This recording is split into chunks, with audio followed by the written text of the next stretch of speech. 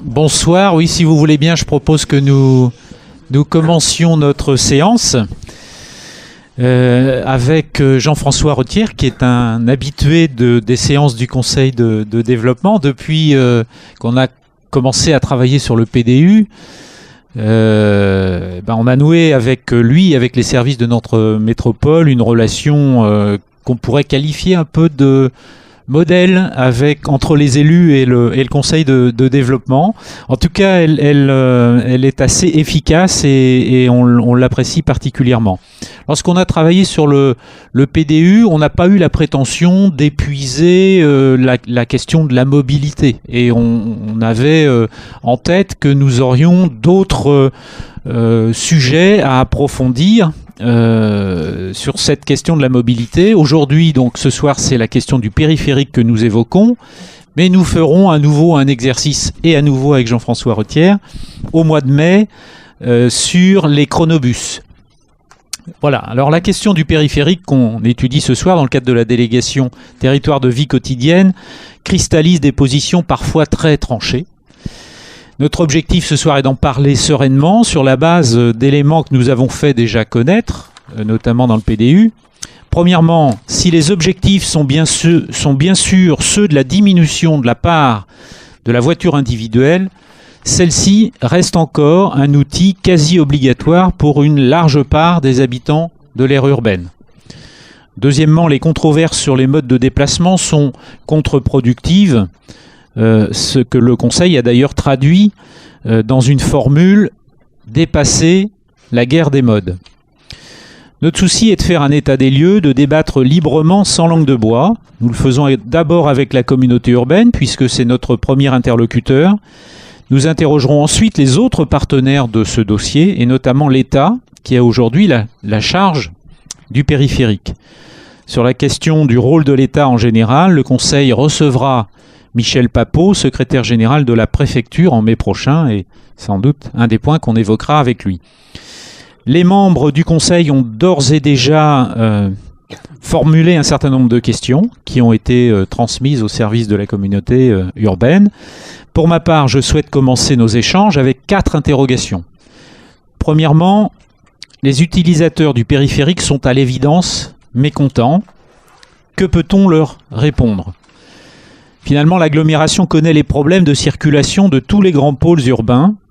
L'essentiel de ces problèmes se concentre sur le périphérique. Les usagers n'ont pas forcément d'autre choix que la voiture et vivent chaque jour une situation souvent difficile. Cette exaspération peut grandir. Comment y répondre dans l'attente de solutions alternatives ou d'aménagements complémentaires ? Deuxièmement, y a-t-il une forme d'autocensure sur la question du périphérique ? Les mots « voiture » ou « route » ne sont pas dans l'air du temps, mais les enjeux restent néanmoins majeurs, car le sujet est en rapport étroit avec l'ensemble du projet de territoire et les futurs développements de l'agglomération. La population va continuer à augmenter. On a vu les études de l'INSEE récentes, avec plus 400 000 habitants en Loire-Atlantique, dont une bonne partie certainement sur l'aire urbaine de Nantes. Et donc, cette population va continuer à s'installer tout autour de Nantes. Si le tout voiture est voué à l'échec, le tout transport collectif ne répond pas non plus à tous les besoins. Troisièmement, le sujet périphérique peut-il être une occasion de poser des questions encore taboues ?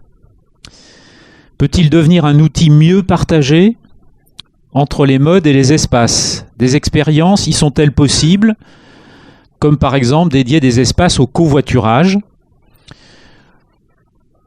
des expériences autour de la gestion du temps. C'est un sujet qu'on soulève régulièrement sans forcément voir des solutions émerger derrière. Et puis, pourquoi pas également se poser la question du péage urbain.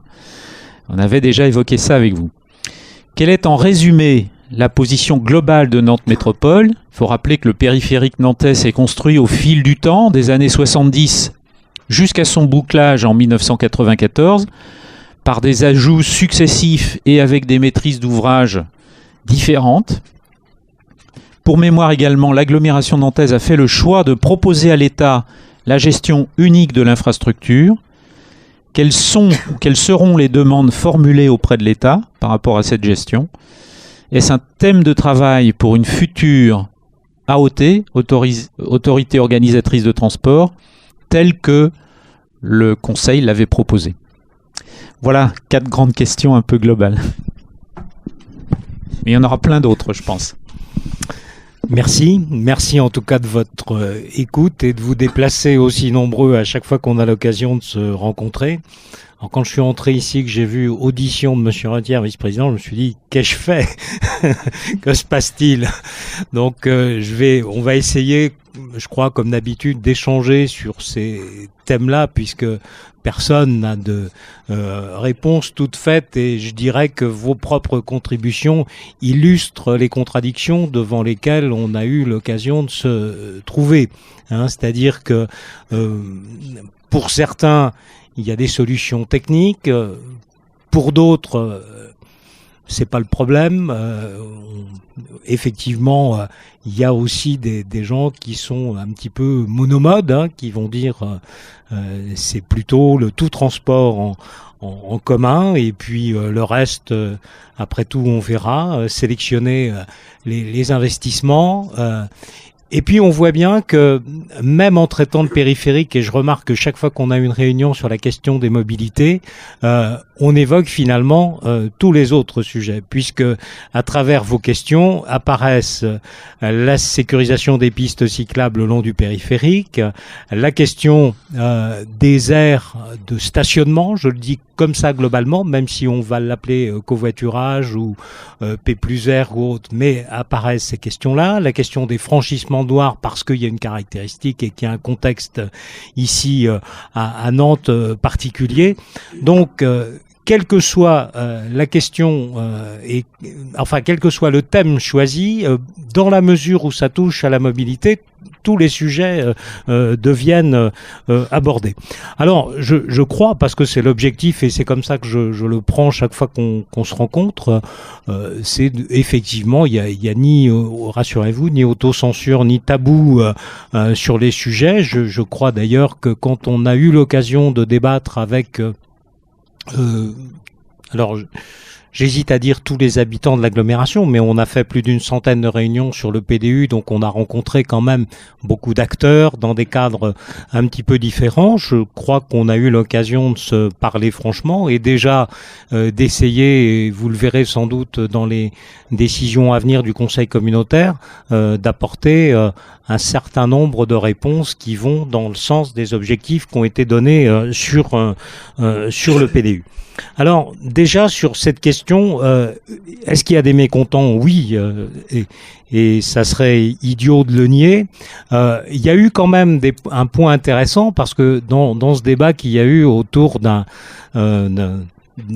TomTom et des GPS et donc de la ville la plus embouteillée de France. Alors, je dis pour l'anecdote que le même jour on nous classait premier, un autre nous classait 12e, donc c'est pas le classement qui a de l'importance, mais c'était cette manière d'aborder les choses qui nous a permis là aussi d'avoir des vrais débats et de réfléchir sur quels étaient les outils d'ailleurs de mesure de la circulation à Nantes et quels étaient les vrais outils, puisque il y a en dehors des fournisseurs d'appareils, heureusement, un PC circulation à Nantes avec des boucles de comptage et des points qui sont importants. C'est-à-dire que là aussi, quand on dit, voilà, la situation est bloquée et qu'on a l'impression qu'on est embouteillé toute la journée, en objectivant les choses, on voit bien quand même que le mardi, le jeudi, le vendredi soir, il y a des problèmes. Par ailleurs, au moment des soldes, au moment des fêtes de fin d'année, il y a plus de trafic, et que souvent c'est cumulé quand on est justement dans ces périodes de fêtes de fin d'année par un temps un peu maussade, un peu pluvieux, qui fait que, phénomène purement physique, le bouchon qui ferait 500 mètres d'habitude, parce que les gens doublent ou triplent les distances de sécurité entre les véhicules, ça remonte d'1,5 km et tout. Donc ça a eu le mérite aussi de poser ces questions-là d'une manière un peu physique, hein, puisque souvent d'ailleurs, je crois qu'on va l'évoquer dans la soirée quand on va parler du périphérique, c'est quand même à la fois un gros tuyau et puis des véhicules, des objets roulants, on va dire, qui vont là-dedans. Et puis par moment, il y a saturation, ça déborde, ce qu'on va appeler les remontées de fil ou des choses comme ça. Et puis d'autres moments, c'est plus fluide, ce qui pose aussi la question de quelle maîtrise de la vitesse sur un anneau de cette forme-là. Et est-ce qu'il y a des périodes, des temporalités où il faut jouer, par exemple, avec ce critère qui est la vitesse des véhicules. Alors, la complexité aussi, vous l'avez souligné, puisque vous allez accueillir les services de l'État, c'est qu'on voit bien que là où dans les débats qu'on a, c'est grosso modo, débrouillez-vous, c'est Nantes Métropole, le périphérique, etc.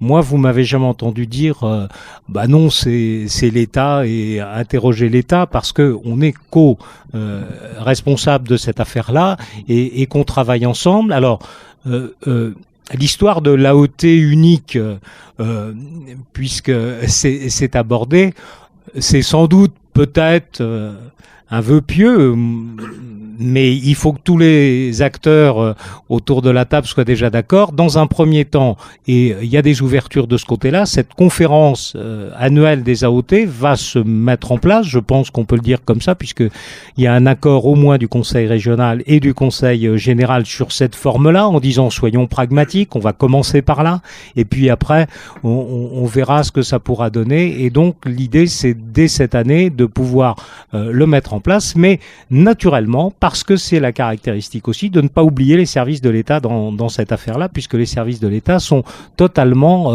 partie prenante. Et on verra tout à l'heure dans une présentation qu'on vous fera un peu rapide, mais importante pour resituer les enjeux qui sont ceux du périphérique, comment les acteurs, je dirais, coproduisent un certain nombre de choses et de voir où sont les limites des uns et des autres.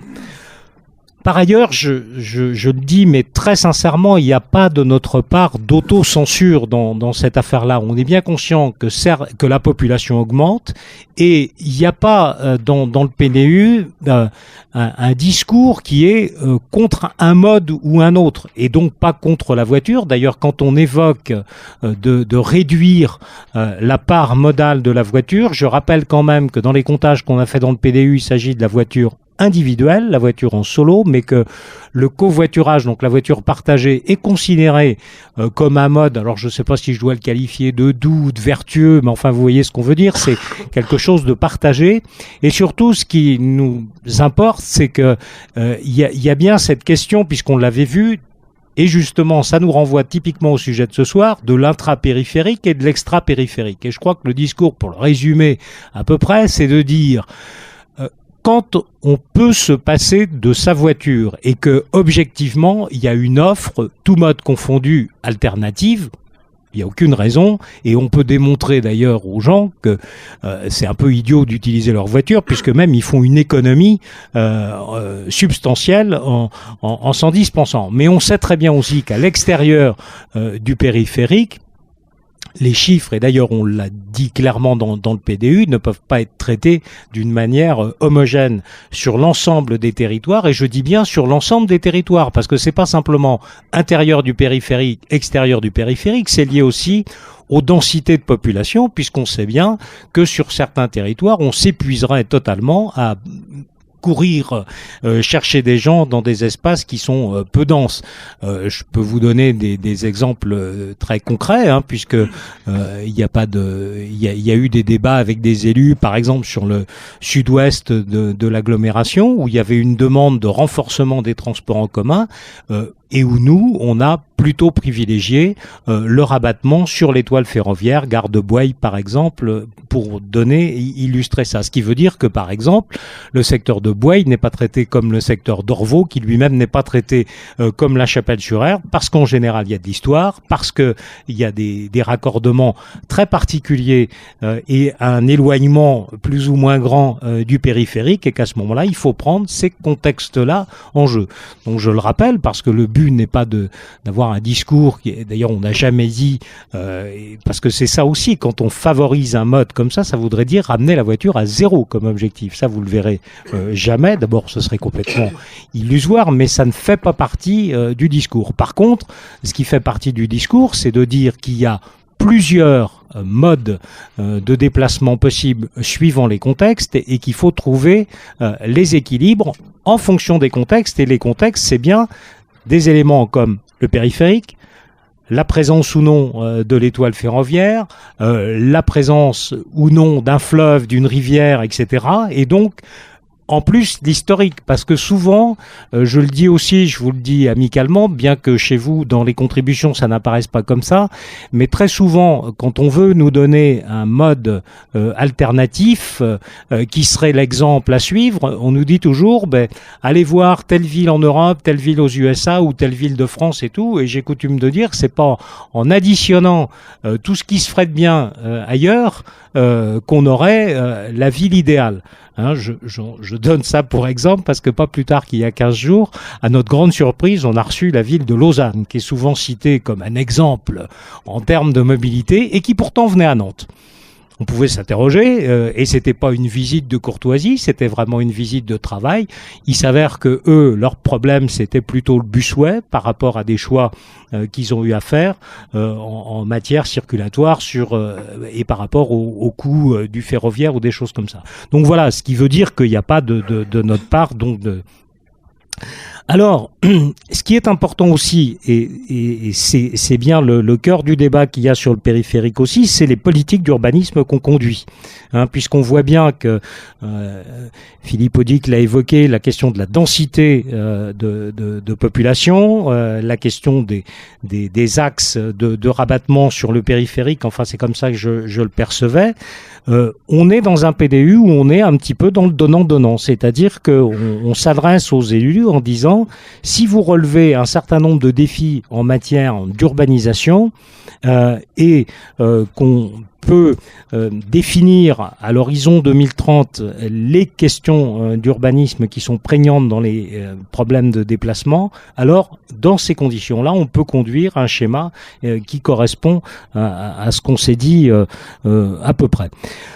Alors après, et je reviens au cœur du sujet, c'est-à-dire sur le périphérique, dans vos contributions et dans les contributions qu'on a eues ailleurs, tout le monde évoque un certain nombre d'autres solutions. Donc effectivement, ça va être intéressant d'en débattre. Alors, je dirais d'autant plus intéressant pour moi d'avoir cet échange-là que vous avez cité Grenoble et l'histoire de la bande d'arrêt d'urgence. Il s'avère qu'il y a 15 jours ou 3 semaines, je sais plus bien, je suis allé à Voiron dans l'Isère pour prendre le matin aux heures de pointe cette fameuse bande d'arrêt d'urgence, comme quoi vous voyez qu'on examine tout ce qui est possible et je pourrais vous apporter le témoignage de ce qui se fait sur ce secteur de Grenoble, les avantages mais aussi les inconvénients, parce que il y a certes des avantages, mais il y a aussi des inconvénients.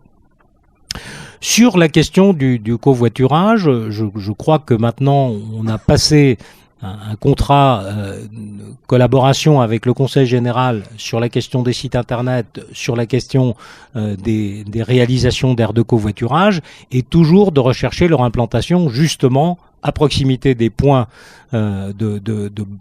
qui sont des points de blocage, mais notamment à proximité du périphérique. Ça fait partie du schéma qu'on doit avoir.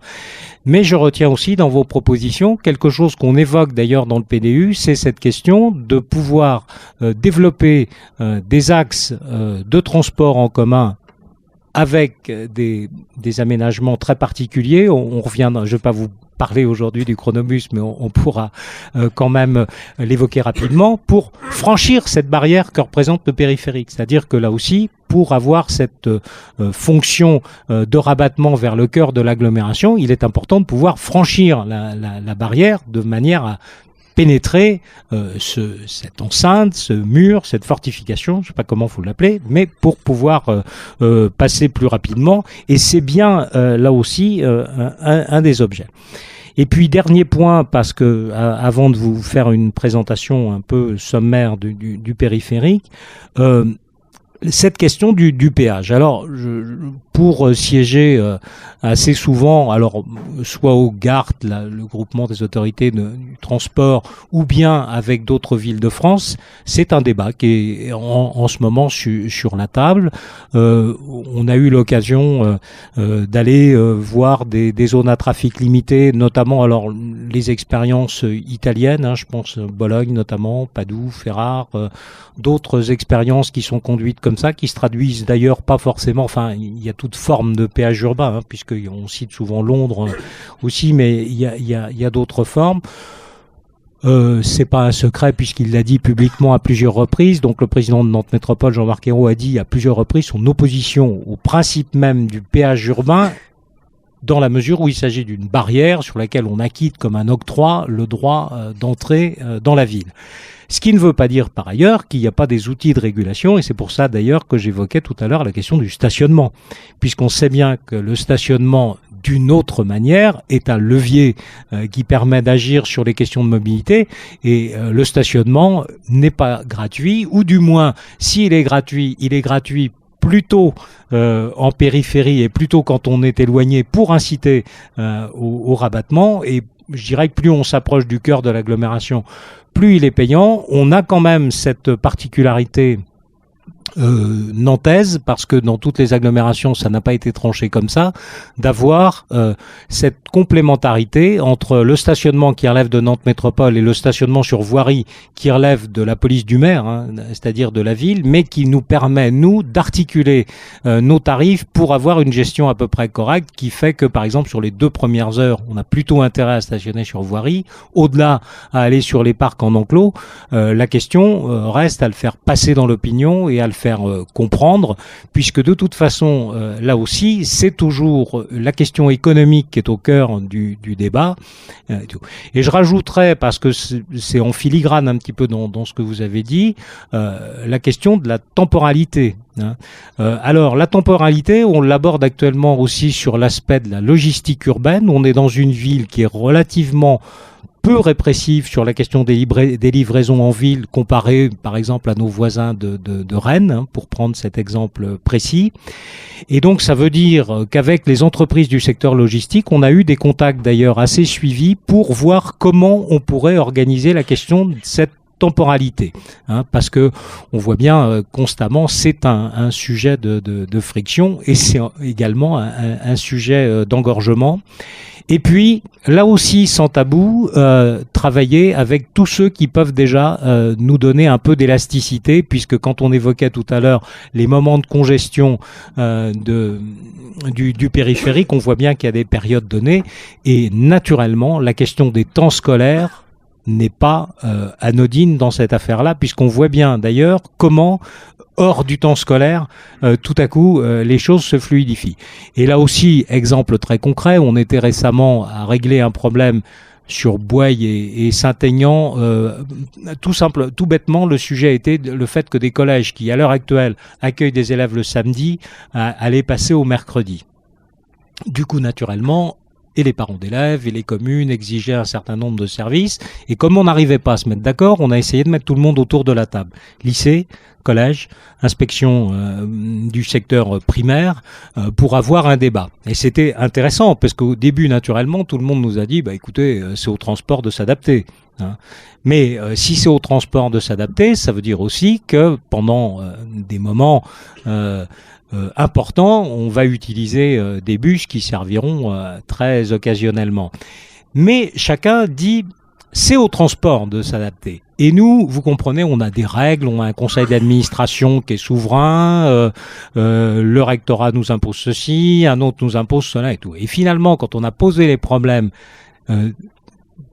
technique, hein, tout bête, de la question des enchaînements entre les différents services pour permettre une optimisation de l'utilisation des cars, finalement, 2 jours après, on a réussi quand même à trouver un accord, et un accord qui jouait sur le quart d'heure.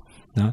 Et donc, ça veut dire là aussi que sur les aspects de fluidité de la circulation, le temps est un point extrêmement important, mais pour en discuter, d'abord, il faut être deux, et puis ensuite, il ne s'agit pas toujours de porter le fer sur la responsabilité des organisations de la mobilité, je dis ça au sens large, sans s'interroger sur la manière dont on gère son propre temps.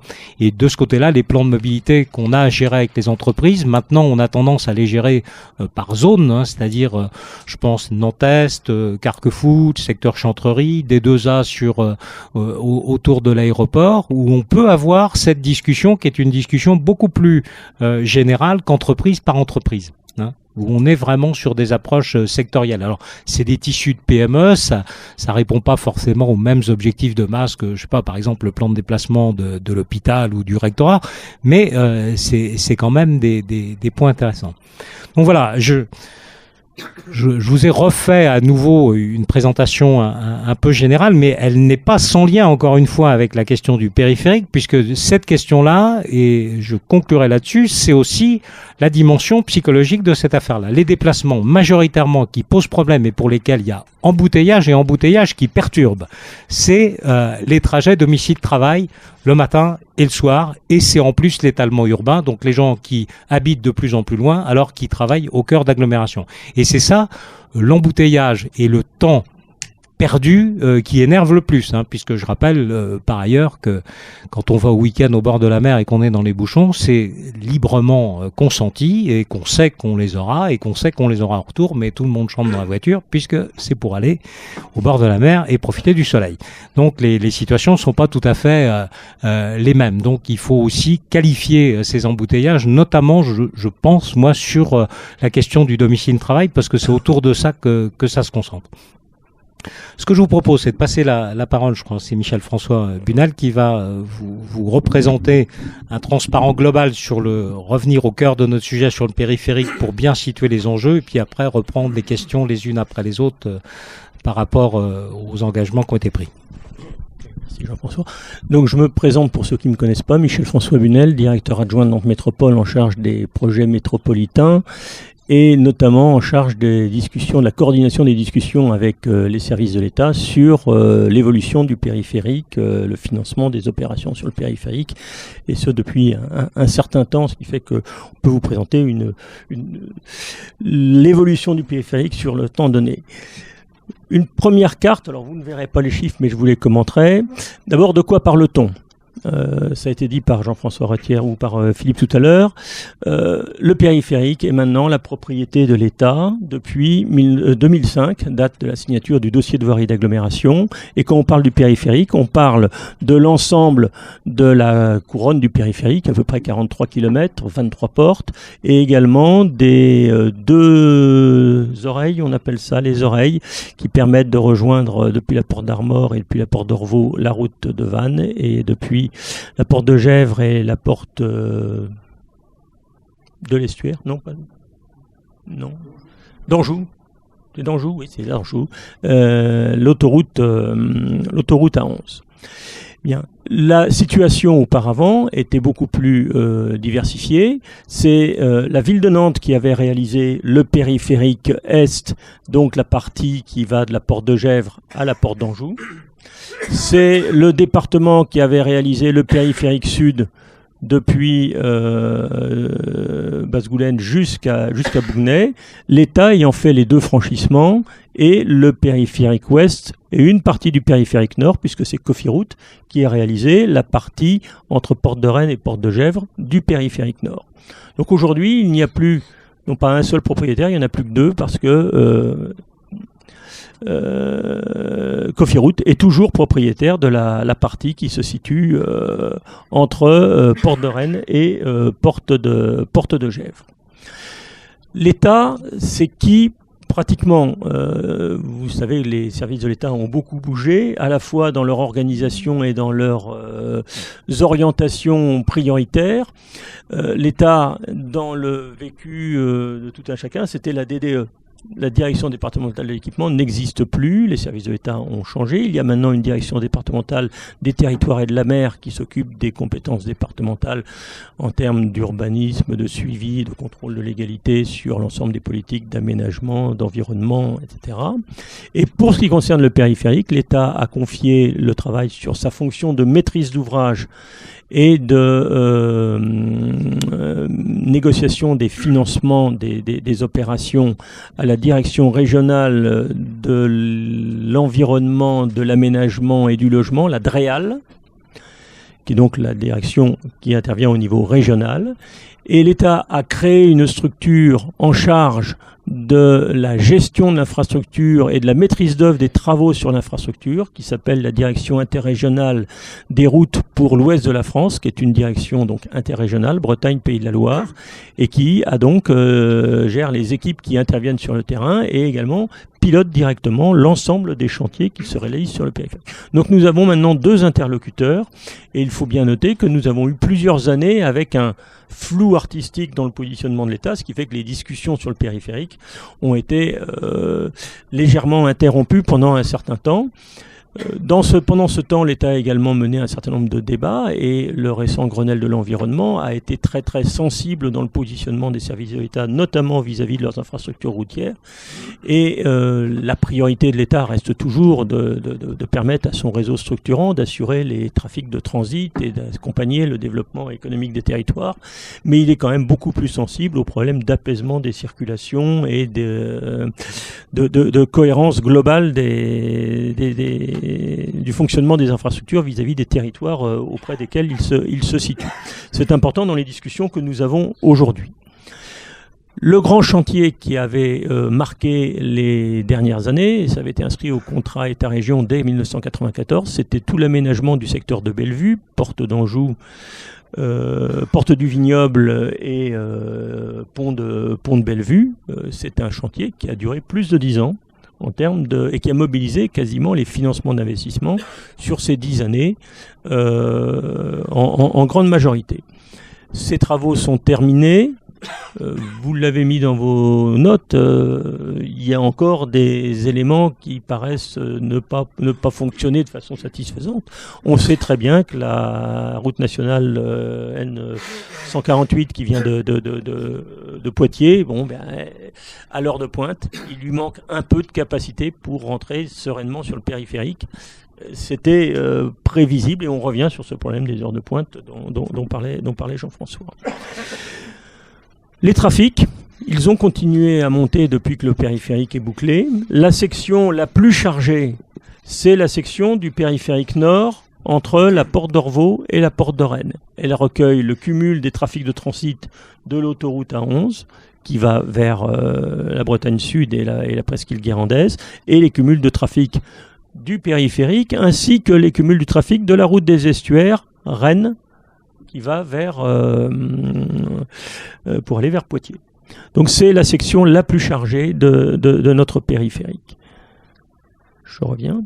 Les 2 autres sections les plus chargées sont sans surprise les 2 franchissements, le pont de Cheviré, 88 000 véhicules jour dans les 2 sens, et le pont de Bellevue. Le reste des sections du périphérique est petit à petit arrivé à un niveau à peu près cohérent partout. On est entre 60 et 70 000 véhicules jour sur l'ensemble des sections du périphérique. L'accidentologie du périphérique, c'est un point important qu'on analyse. Vous le voyez sur ce petit schéma, les parties les plus accidentogènes sont sans surprise les sections les plus chargées et les sections qui ne sont pas forcément les plus homogènes au niveau de l'infrastructure. La partie du périphérique est, compris entre la porte d'Anjou et la porte de la Chapelle, la porte de Gesvres, est la plus accidentogène de par ses caractéristiques. Et dans les logiques du dossier de voirie d'agglomération, la reprise de cette infrastructure par l'État faisait que l'État devait s'engager et engager des interventions pour mettre à niveau cette infrastructure. Vous avez pu le constater l'été dernier, ça a déjà commencé, l'État ayant refait le profil d'une partie du périphérique entre la porte de Carquefou et la porte d'Anjou, autant que je m'en rappelle. Et ça va continuer, on va en reparler. Il y a eu donc 776 accidents sur 13 ans, 32 tués, c'est beaucoup trop. C'est pas forcément, cela dit, une infrastructure extrêmement accidentogène par rapport à d'autres, parce que les conditions de gestion et de surveillance font qu'on arrive à peu près à avoir une sécurité à peu près satisfaisante sur cette infrastructure. À peu près, parce que le totalement satisfaisant n'existe pas malheureusement. Dans les discussions qu'on a réengagées avec l'État dans le cadre de la préparation d'un programme pluriannuel d'intervention sur le périphérique, on a plus travaillé sur des enjeux de dysfonctionnement ressentis que sur des données. Pour une raison très simple, c'est que nous n'avons pas toutes les données nécessaires sur le périphérique. Je vais vous en parler. On est en train de développer un système de gestion et d'exploitation du périphérique qui s'appelle, mais qui est maintenant baptisé, qui s'appelle le Sextant, système d'exploitation de l'agglomération nantaise. Voilà.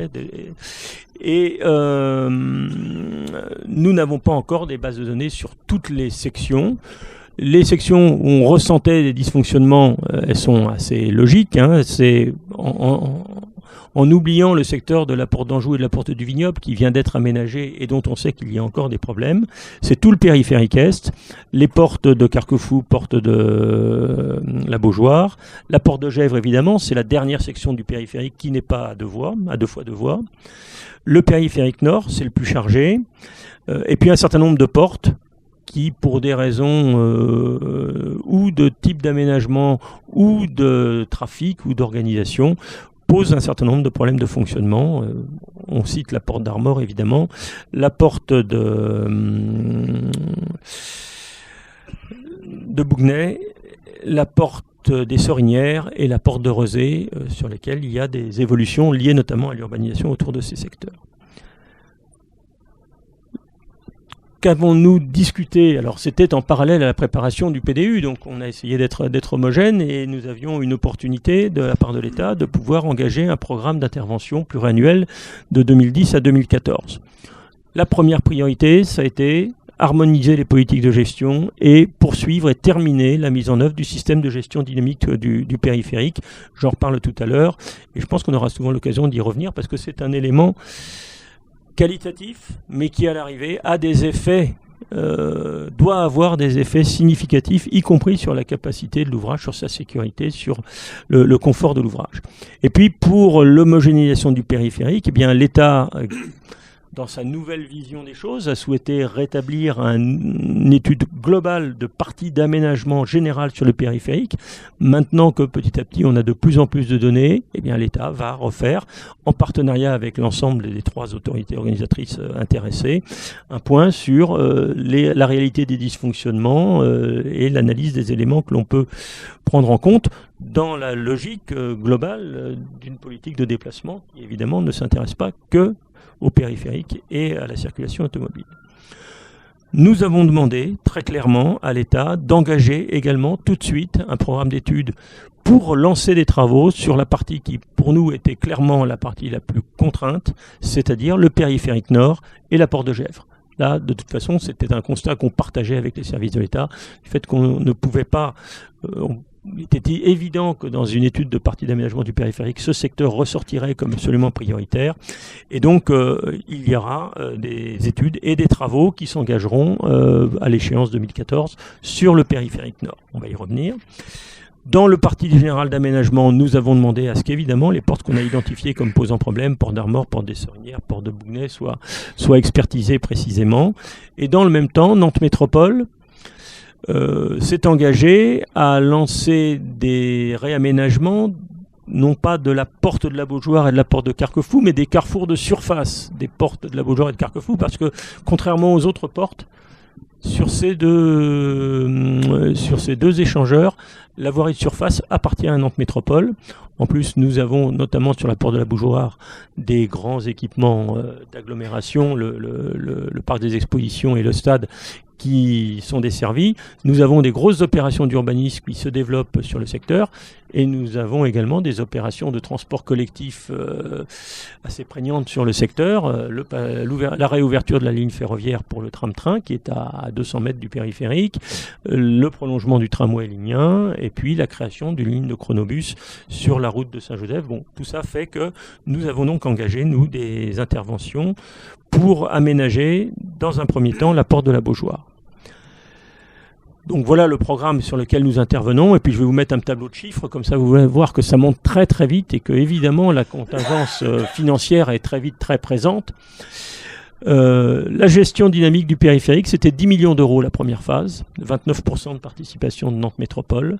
La deuxième phase, c'est 14 millions d'euros, dont tout le système de signalisation dynamique de traitement des incidents sur le pont de Cheviré, puisque vous savez qu'il y a un règlement qui conditionne des restrictions de circulation, voire la fermeture du pont de Cheviré, et ce système de gestion comportera toute la signalisation permettant de traiter ces incidents, enfin ces contraintes.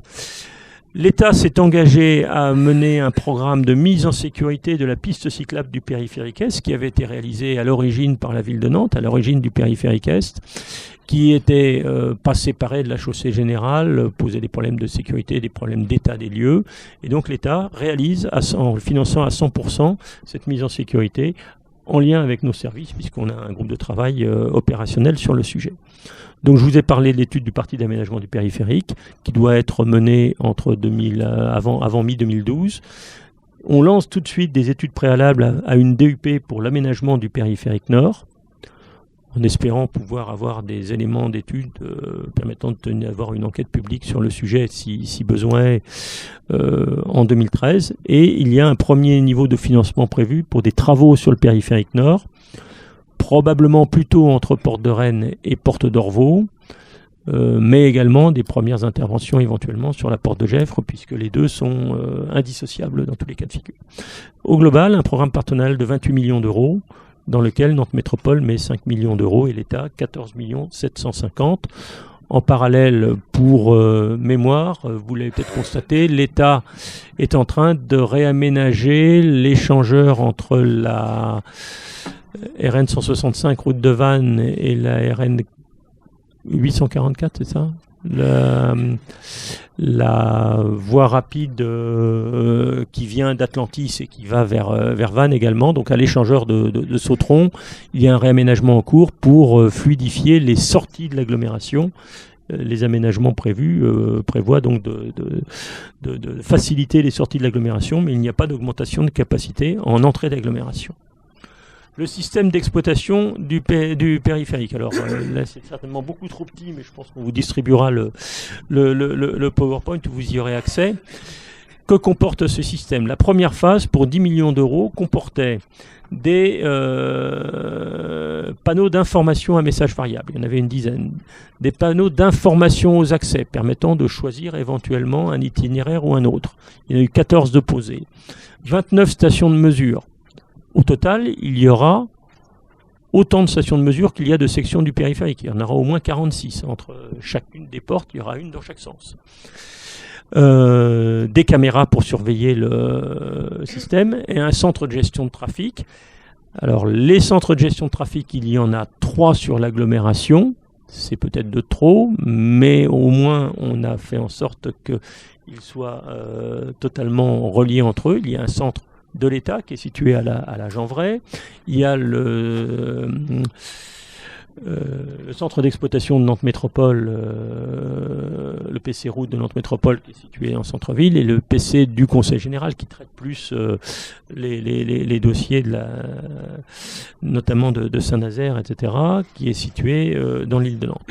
Ce que l'on a demandé et obtenu de l'État, c'est que toutes les données du système de gestion du périphérique, tout comme les données que nous recueillons sur nos systèmes, sont systématiquement disponibles dans les 2 PC, sachant que le PC dans sa version opérationnelle ne sera mis en service que dans le courant de cette année. Il n'est pas encore totalement efficace.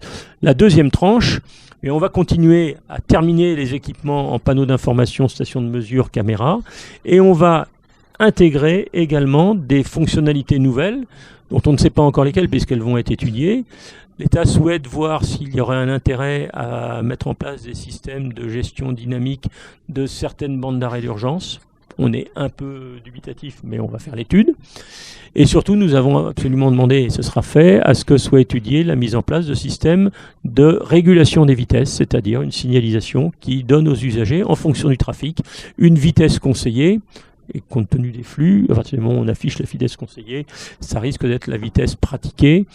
Il nous semble que sur ce périphérique, à certaines heures, rouler à 50 à l'heure, ce n'est pas un problème. Au contraire, ça donne plus de capacité, ça limite les risques d'accident et ça prévient les bouchons et les systèmes de coups de raquette ou de coups d'accordéon que vous pouvez connaître dans les bouchons. Voilà où on en est. Ce programme a donc fait l'objet d'une convention, un protocole qui est signé et par l'État, et par la région, et par le département, et par Nantes Métropole, et va donc se dérouler sur la période 2010-2014, mais vous avez compris aussi que lorsqu'on aura un parti d'aménagement étudié sur le périphérique, eh bien, il y aura des priorités à faire sur d'autres aménagements, et on a déjà un certain nombre d'idées sur ceux qui pouvaient problème, dont ceux que vous avez cités. Dans mon discours, je n'ai pas cité le problème de la submersion périodique du périphérique S, c'est un problème. Simplement, dans les priorités d'opérations à financer, il a semblé à l'ensemble des partenaires que le périphérique Nord était plus urgent, plus important que traiter un problème qui coince 4 ou 5 jours par an, mais qui n'est pas rédhibitoire à longueur d'année. Voilà ce que je peux dire sur ce qui a été discuté pour l'instant sur le périphérique. Voilà, c'est ce qu'on vous avait prévu. Hein, oui, merci. Je pense que je vais passer la parole à nos animateurs. 2 mots. On est 4 animateurs, d'où la difficulté de trouver un président de séance. Mais on s'entend bien entre nous, et certains ont particulièrement bien préparé la réunion d'aujourd'hui. Je leur passerai donc très vite la parole. J'aurai simplement, moi, une question à poser. Finalement, nos propositions datent de mars 2010. Depuis mars 2010, il s'est passé un certain nombre de choses. Il semble que le projet Notre-Dame-des-Landes a pris corps, que des décisions ont été prises et qu'il n'est plus tellement discuté. Ou discutable plutôt au niveau des autorités. Deuxièmement, on a vu sortir du chapeau, enfin je m'excuse pour la formule, le projet de CHU qui lui aussi est un élément important. Il y a certainement d'autres éléments encore à sortir, et j'aimerais savoir si tous les projets que vous nous présentez ont évolué en un an finalement, en fonction de ces événements.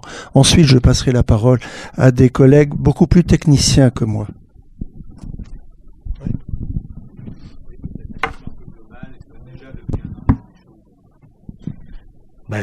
Oui, vous l'avez déjà souligné, hein, le Conseil communautaire a acté un certain nombre de choses, mais si on fait ici le débat Notre-Dame-des-Landes ou le débat du CHU, on va sortir complètement du périphérique. Par contre, où vous avez raison, et c'est bien ça qui est vu comme ça, c'est les impacts en matière de circulation.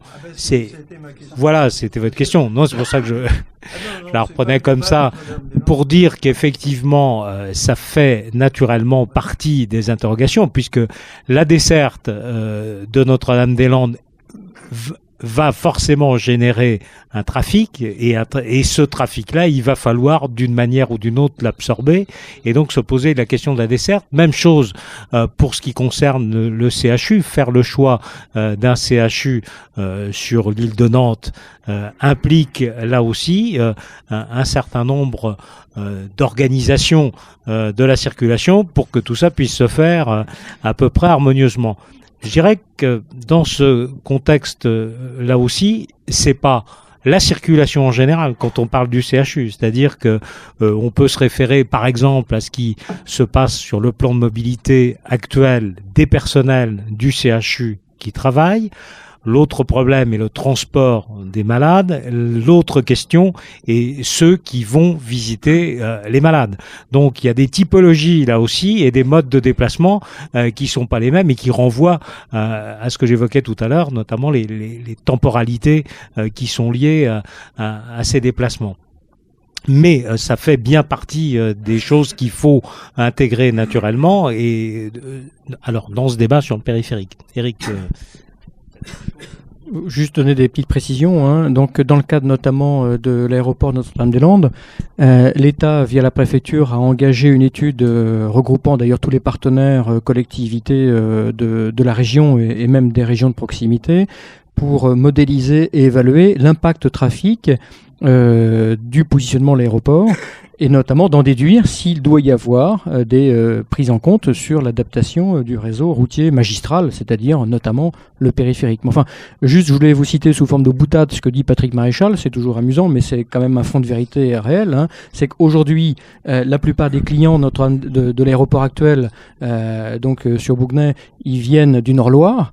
Et donc le fait que l'aéroport soit transféré à Notre-Dame-des-Landes devrait de fait réduire significativement, non c'est marginal en fait, hein, mais réduire un peu le trafic, notamment sur la section du pont de Cheviré, qui est une des sections à enjeu du périphérique. Donc en soi, faut pas se leurrer, hein, l'aéroport Notre-Dame-des-Landes, en termes d'impact sur les flux du périphérique, c'est l'épaisseur du trait. Hein. Néanmoins, l'État s'engage à en modéliser les impacts. Ok. Bon, simplement pour lancer un peu le débat, je vois il y a beaucoup de choses qui viennent, beaucoup de questions bien sûr d'un coup. Je vois que vous avez avec plaisir commencé quand même une démarche enfin pas de conciliation mais au moins de discussion avec les différents services en charge du transport. On va pouvoir les reprendre après dans le détail. J'avais noté, c'est amusant, j'avais noté à peu près les mêmes points noirs que vous. Donc, sans en faire d'analyse, quoi, c'est assez drôle, quoi. Simplement, peut-être un constat d'usager.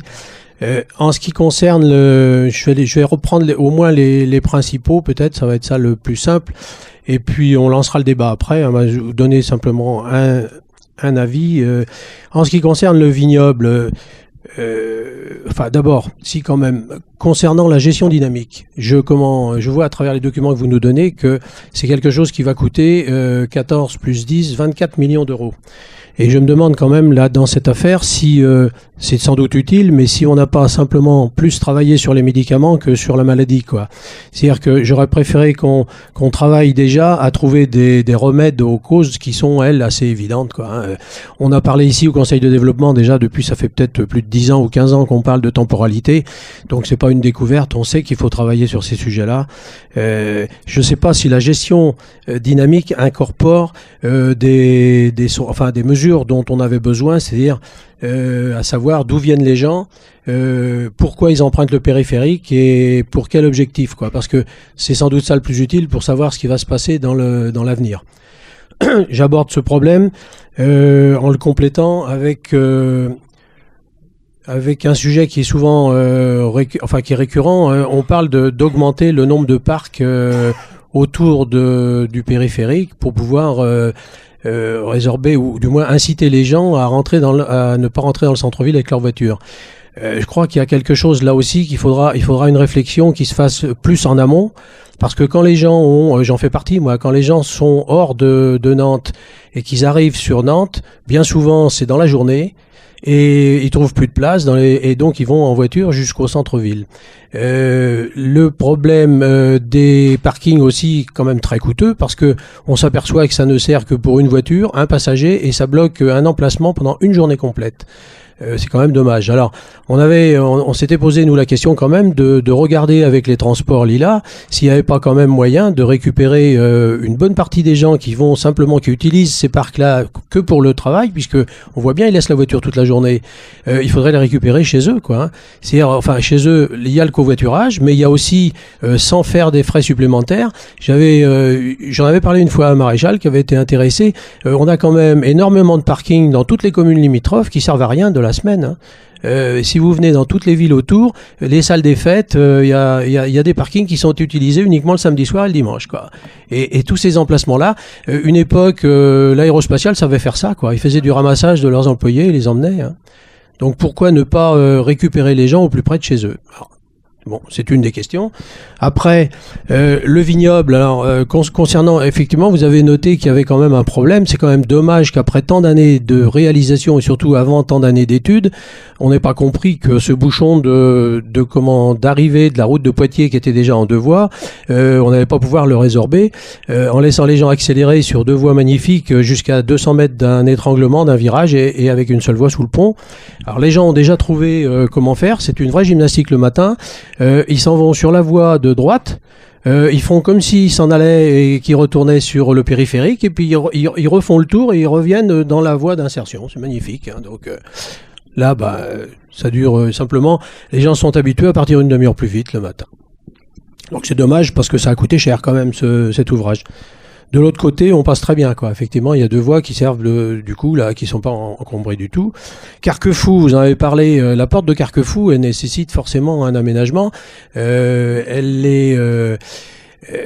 vrai qu'il y a un problème de croisement là, très net, quoi. Les voies, quand on vient de Paris, enfin quand on vient de Paris et qu'on veut aller sur le périphérique en direction de Bellevue, le tournant à gauche là, il y a 2 voitures qui passent par feu, quoi. Donc et dans l'autre sens, c'est exactement la même chose. Les voitures là sont complètement bloquées. C'est pas le périph' là qui bloque, c'est les accès.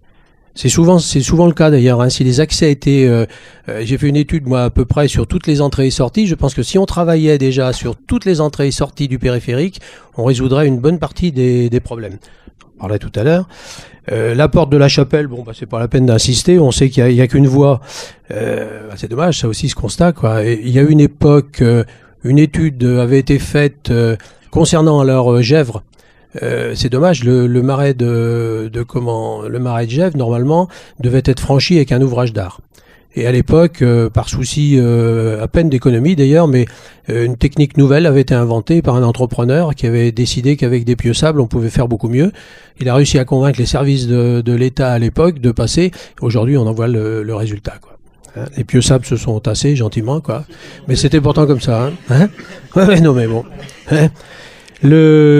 C'était pareil pour la section Rennes-Orvaux, hein, qui avait été étudiée avec une voie de plus, hein, quand même à l'époque. Hein. On a décidé de la supprimer. On voit qu'aujourd'hui, quand même dommage que on se pose des questions au bon moment et puis après, on fait marche arrière et finalement, c'est l'usager qui en supporte les conséquences et très longtemps. La porte d'Armor, on la reverra plus un jour dans le détail. Il y a à travailler sur les entrées et sorties. Et il faut pas supprimer il y a 3 voies sur cet anneau. On pourrait imaginer de supprimer une des voies, mais je pense que les 2 voies au milieu doivent pouvoir servir. Par contre, il faut réaménager. Moi, je l'emprunte souvent et dans toutes les directions. S'il y avait des bretelles de sortie directes pour les directions principales, ça simplifierait un bon tiers de la circulation. Je vous le montrerai sur plan. C'est quelque chose qui est assez simple à réaliser. Le pont de Cheviré, le pont de Cheviré, oui, on en a des solutions. Le pont de Cheviré, ça fait des années effectivement qu'on parle de mécanique des fluides quand même, mais c'est vrai que il y a 6 voies, c'est dommage, quoi. Hein. Donc le bouchon est pas sur le pont, il est quand même de part et d'autre. On va pas en refaire encore la démonstration, mais le problème des 3 voies à monter, ça résout pas le problème puisque toutes les voitures sont bloquées dans les 2 voies qui descendent et les accidents et incidents, parce que là c'est pas des accidents graves, mais il y a des incidents tous les jours, c'est des tôles froissées uniquement parce que à un moment donné il faut se réinsérer sur 2 voies alors qu'on en a 3. Donc et le gabarit existe là, hein, de part et d'autre en plus. On peut travailler sur l'emprise parce que souvent on peut imaginer un tas de solutions coûteuses, mais dès qu'on parle en infrastructure de foncier, on sait qu'on retarde les problèmes de 10 ans. Alors ça peut arranger les élus de retarder de 10 ans, ça fait pas d'investissement à faire, mais là on peut travailler sur l'emprise, elle existe. Hein. Voilà. Bon c'est à peu près tout. Moi je pense que oui, voilà. Ouais, donc un grain à moudre, hein, mais je pense que dans la salle il va y avoir des questions. Hein. Je pense qu'on a tout le programme du parti d'aménagement, des études de parti d'aménagement qui est fixé, mais il partira peut-être d'abord des fonctionnalités, des enjeux, etc., avant de parler des solutions, parce que tous on a des solutions en tête, et souvent, comme partout, on oublie que certaines solutions évidentes ne sont pas si évidentes que ça, elles ont des effets pervers. porte d'Armor, on a fait 50 schémas. On a même les plus hautes sommités de l'aménagement des carrefours à Nantes qui s'y sont intéressés, dans la personne de Yann Le Gall, que vous connaissez tous. Quand on met des poids lourds et un trafic poids lourd important dans un carrefour, parce que ce carrefour a la particularité d'avoir beaucoup de trafic de transit et de transit de poids lourds, on s'aperçoit que les systèmes plus urbains, plus apaisés, peinent à fonctionner et qu'il faut y faire attention. Donc oui, ça fait partie des études. Le programme, il est tout tracé et toutes ces questions-là seront évoquées avec l'État et je pense que ça vous sera confirmé par les services d'État. On sera très proche et on posera ce genre de questions, effectivement. Je vous ai trouvé, il y a beaucoup de choses que je partage dans ce que vous avez dit, mais je vous ai trouvé sévère sur la question de l'intérêt de la gestion dynamique du périphérique. Parce que, quand même, aujourd'hui on le sait bien, soit on a deux options, je vais être un peu caricatural, soit on est dans une logique quantitative où on crée des investissements pour augmenter les débits possibles du périphérique. Et c'est vrai qu'aujourd'hui, là, on peut rejoindre un élément de débat presque idéologique. Nous ne sommes pas aujourd'hui dans une voie qui consiste à augmenter indéfiniment la capacité du périphérique. Pourquoi nous ne sommes pas dans cette voie-là? Tout simplement parce que plus on augmenterait les quantités de voitures possibles sur le périphérique, plus il y aurait de voitures. Et que 6 mois après, on se repose les mêmes questions, non pas d'avoir 3 voies mais 4 voies, et 6 mois après, on se poserait la question, non pas d'avoir 4 voies mais 5 voies. C'est exactement ce qu'ont connu toutes les grandes capitales américaines notamment. Hein. Donc nous sommes beaucoup plus dans la conviction qu'il nous faut travailler à homogénéiser, et vous avez entièrement raison quand vous dites que quand on passe de 3 à 2 voies, on crée de fait, quand on est dans des situations d'heure de pointe, des phénomènes de congestion qui s'auto-amplifient, c'est vrai. Donc on est beaucoup plus dans la dynamique qui consiste à faire une homogénéisation du périphérique et de ses portes, et là il y a de la matière, et en même temps améliorer le gain par la gestion dynamique du périphérique. Quand on parlait tout à l'heure, Michel François l'évoquait, le fait de pouvoir réguler selon les portions du périphérique la vitesse des véhicules en fonction de ce que l'on observe en début de congestion un peu plus loin. Eh bien, ça permet d'éviter que des véhicules n'arrivent à 90 km/h, c'est-à-dire très rapidement, sur une section bouchée, ce qui fait qu'on amplifie, c'est le phénomène élastique que l'on connaît sur toutes les grandes voiries magistrales en France ou ailleurs, hein, d'ailleurs. Hein. Donc, si on peut réguler en amont donc les vitesses, on va augmenter paradoxalement le nombre de véhicules qui vont passer sur l'axe et on va éviter qu'un point de congestion ne s'amplifie et au contraire, on va pouvoir travailler à sa résorption. Donc nous, on pense que c'est un élément majeur. Et puis en plus, aujourd'hui, qu'est-ce qui insupporte les gens? C'est pas tant qu'il y ait des points de congestion. De toute façon, il ne faut pas rêver. Enfin, celui qui promettrait que demain, on pourra se déplacer en voiture sans aucun bouchon dans les villes, il faut me le montrer parce que c'est un doux rêveur, voire un menteur. Mais de fait, ce qui est important, c'est qu'on donne aux gens l'information. Ce que les gens ne supportent pas, c'est surtout dans un monde aujourd'hui où les supports d'information sont importants, c'est qu'on ne leur donne pas préalablement l'information qui leur permette de retrouver, d'être acteurs de leur propre choix dans leurs itinéraires de déplacement. Et ça, en soi, le développement des panneaux à messages variables et l'amélioration de leur usage, parce qu'aujourd'hui on est que dans les balbutiements des usages, on est bien d'accord, hein, mais néanmoins, là, il y a une vraie matière à redonner à l'automobiliste les conditions de son choix et de son comportement dans les itinéraires qu'il va pouvoir choisir.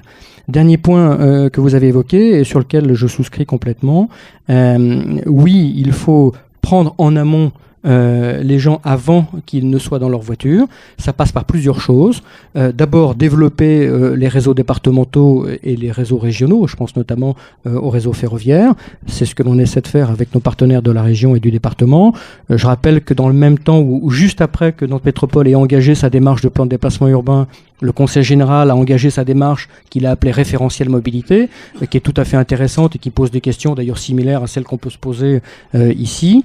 Et puis, ça passe par le fait que, y compris l'agglomération nantaise, pense à changer de dimension son réseau structurant de manière à l'amener à l'extérieur du périphérique. Et vous aurez remarqué que dans le projet de plan de déplacement urbain, nous avons beaucoup insisté sur le fait que les grandes lignes structurantes, que ce soit tramway, busway ou chronobus, ne restent pas cantonnées à l'intérieur du périphérique, mais sortent du périphérique et aillent chercher en amont du périphérique les populations qui résident pour éviter que des véhicules n'empruntent que des bouts de section du périphérique, ce qui est l'usage majeur actuel du périphérique. Hein. Et donc, serait de nature à augmenter en tout cas les conditions de déplacement tout mode. Et ça passe par le fait qu'on soit capable de constituer des parcs relais en amont autour de ces lignes structurantes et si possible effectivement dédiés davantage au covoiturage, et là on est bien d'accord. Bon, donc on va pas faire un débat qu'à nous, là, on va passer la parole à la salle. Bonjour. Pour la régulation du trafic, vous nous avez parlé de 3 postes de commandement, un de Nantes Métropole, un du Conseil général et un de l'État. Mais quels sont les rôles et responsabilités de ces 3 postes de commandement et quel est l'intérêt de les avoir tous les 3? Un seul ne suffirait-il pas?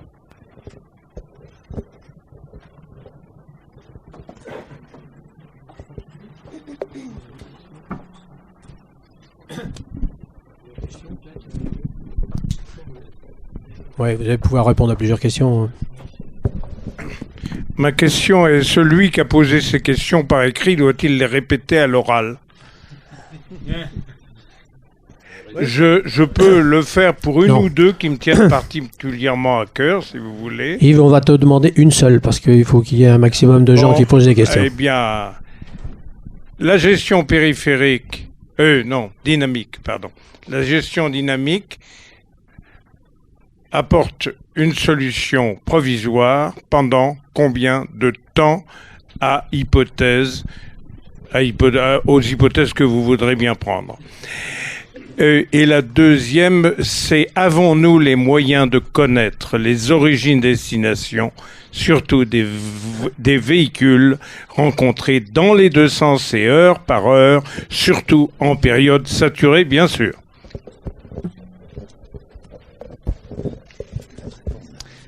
Oui, moi je voudrais revenir sur les 2 fameuses portes qui sont gérées par Nantes Métropole, c'est-à-dire porte de la Beaujoire et porte de Carquefou. J'avais déjà émis des hypothèses là-dessus, c'est-à-dire de faire 2 grands 8 au-dessus du périphérique. Je sais pas où on en est, parce que c'est vrai qu'en faisant 2 grands 8, ce que j'appelle 2-8, c'est-à-dire 2 ronds-points de part et d'autre du périphérique, on pourrait y intégrer un couloir à bus dans tout le 8, dans tout le grand 8, si je puis dire. Et donc, ça permettrait de faire circuler à part les transports en commun, parce que c'est vrai qu'à la porte de la Beaujoire, quand il y a des salons et tout, le pauvre transport en commun bus 22, il est un peu en difficulté, quoi. Bon, vous pouvez peut-être commencer à répondre à ces questions. Oui, juste par rapport à ce que vous dites sur la porte de la Beaujoire, hein, c'est vrai que j'allais dire par boutade le grand 8, c'est plutôt sur le cours Saint-André, quoi. Hein, mais mais par contre, c'est vrai que on va vous expliquer ça. Il y a un vrai parti pris d'aménagement autour de la Beaujoire, parce que vous l'avez souligné. Il y a certes la ligne 22, il y a le début de la connexion ligne 1, ligne 2, avec notamment Ranzay, à côté de la salle festive, un parking relais. Donc ça fait beaucoup de choses en même temps et à proximité du pôle de la Luchère. C'est-à-dire c'est un secteur qui ces mois-ci va alors d'abord commencer par une gêne, mais ensuite normalement améliorer et modifier sensiblement les choses sur cette partie est. Et puis avant de passer la parole aux spécialistes sur les postes de commandement, alors effectivement moi je vous ai évoqué tout à l'heure la situation de Grenoble. Je suis allé récemment là et j'ai assisté finalement à la pire chose qu'on puisse imaginer, c'est-à-dire qu'on nous avait présenté un poste de commandement partenarial où les 3 entités étaient réunies dans le même bâtiment, sauf que ça existe bien, mais chacun a un accès verrouillé à sa porte, et même l'espace dit de convivialité, qui serait sûrement important, c'est-à-dire celui où on peut prendre le café ou la brioche du matin, permettrait aussi un échange, et là c'est verrouillé. Donc c'est vrai qu'il faut absolument, et c'est pas donc ça prouve que ça n'est pas une question de distance. C'est la question, elle est de se parler, parce que c'est typique. Et je le dis parce que j'en profite pour faire cet incident sur ce qu'on évoquait sur la bande d'arrêt d'urgence qui est utilisée. L'État y a mis des conditions tellement draconienne que finalement, certes, le bus peut utiliser quand un bouchon se déclenche et est repéré par le PC, il peut prendre la bande d'arrêt d'urgence, mais une fois qu'il est sur la bande d'arrêt d'urgence, même si ça se fluidifie après sur le périphérique, il ne peut pas revenir sur cette voie. C'est-à-dire qu'il a fait le choix définitif d'aller jusqu'à Grenoble sur cette voie-là. Je dis ça parce que je l'ai expérimenté. Au début, on est allé effectivement sur la voie de droite parce qu'il y avait un signal que le bouchon se déclenchait, et après, à notre grande surprise, on se faisait dépasser par d'autres bus parce qu'on n'avait plus le droit de se réinjecter dessus. Ce qui pose aussi le problème, parce qu'on l'a évoqué après en visitant les 3 PC circulation, qui de fait n'ont pas cet échange nécessaire. Alors c'est effectivement, moi je le défends, mais là c'est un point de vue d'élu que je défends, pas un point de vue de technicien, le fait que les gens n'y comprennent rien quand c'est comme ça, hein. C'est-à-dire qu'il faut qu'à un moment donné, je suis assez partisan de ce qu'on dit, il faut que pour l'usager tout ça soit transparent, et c'est à nous dans les cuisines de nous arranger pour que les choses fonctionnent correctement.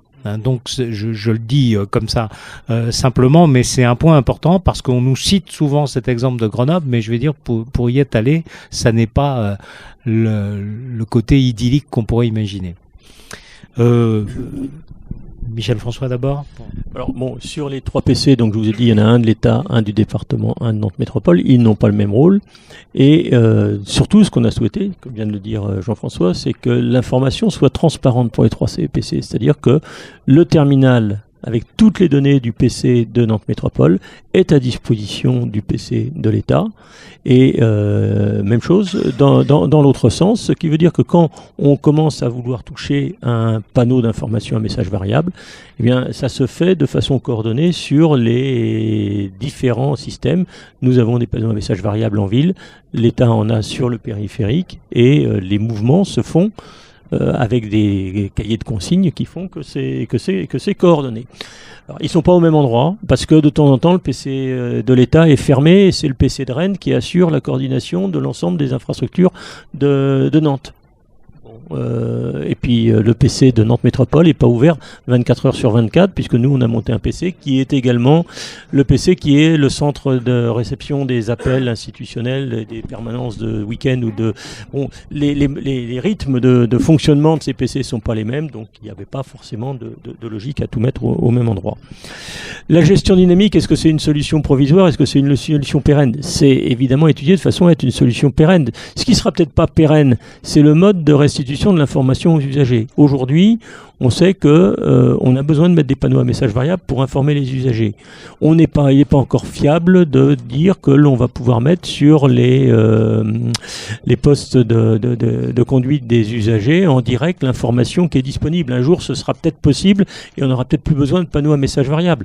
Par contre, tout ce qui est recueil de données, tout ce qui est surveillance par caméra, tout ce qui est proposition de modification de parcours, ça a besoin d'installations. Ces installations sont pérennes au gré de leur durée d'amortissement et de qualité technique, évidemment.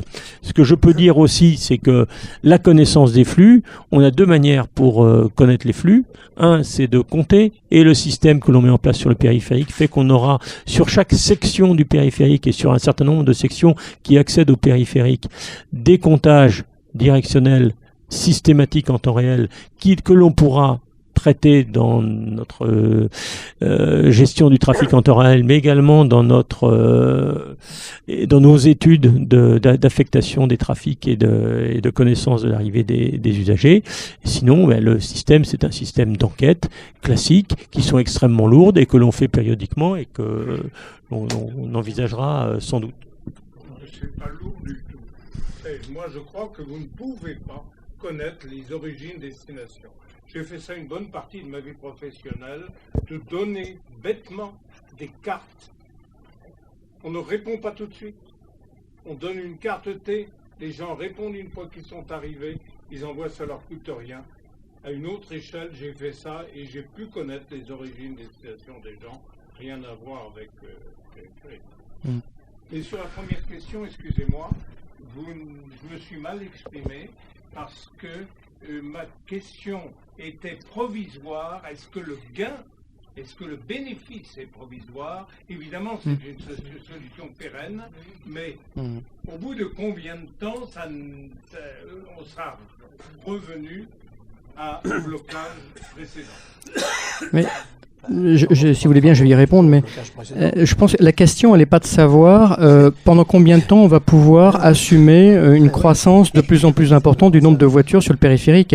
Je rappelle, quoique quelques-uns l'aient oublié, que notre objectif, c'est qu'il y ait quand même beaucoup moins en proportion de voitures qui se déplacent dans l'agglomération. Et je pourrais, mais je ne vais pas le faire, ça serait une injure, je sais que vous les connaissez par cœur, vous rappelez les chiffres d'évolution des parts modales à échéance de 2030.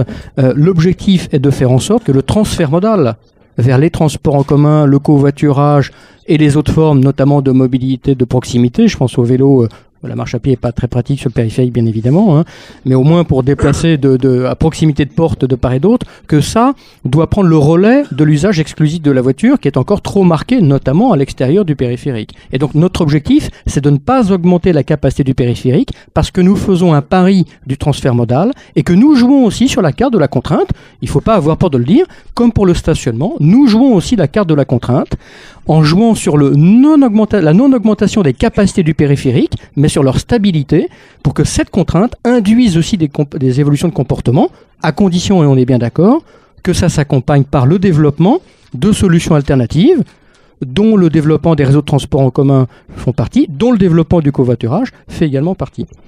Pour la question du Grand 8, je reviens aussi parce que on a tendance, quand on construit, là en l'occurrence, des ouvrages d'art pour les voitures, à ne penser qu'à elles en tout cas.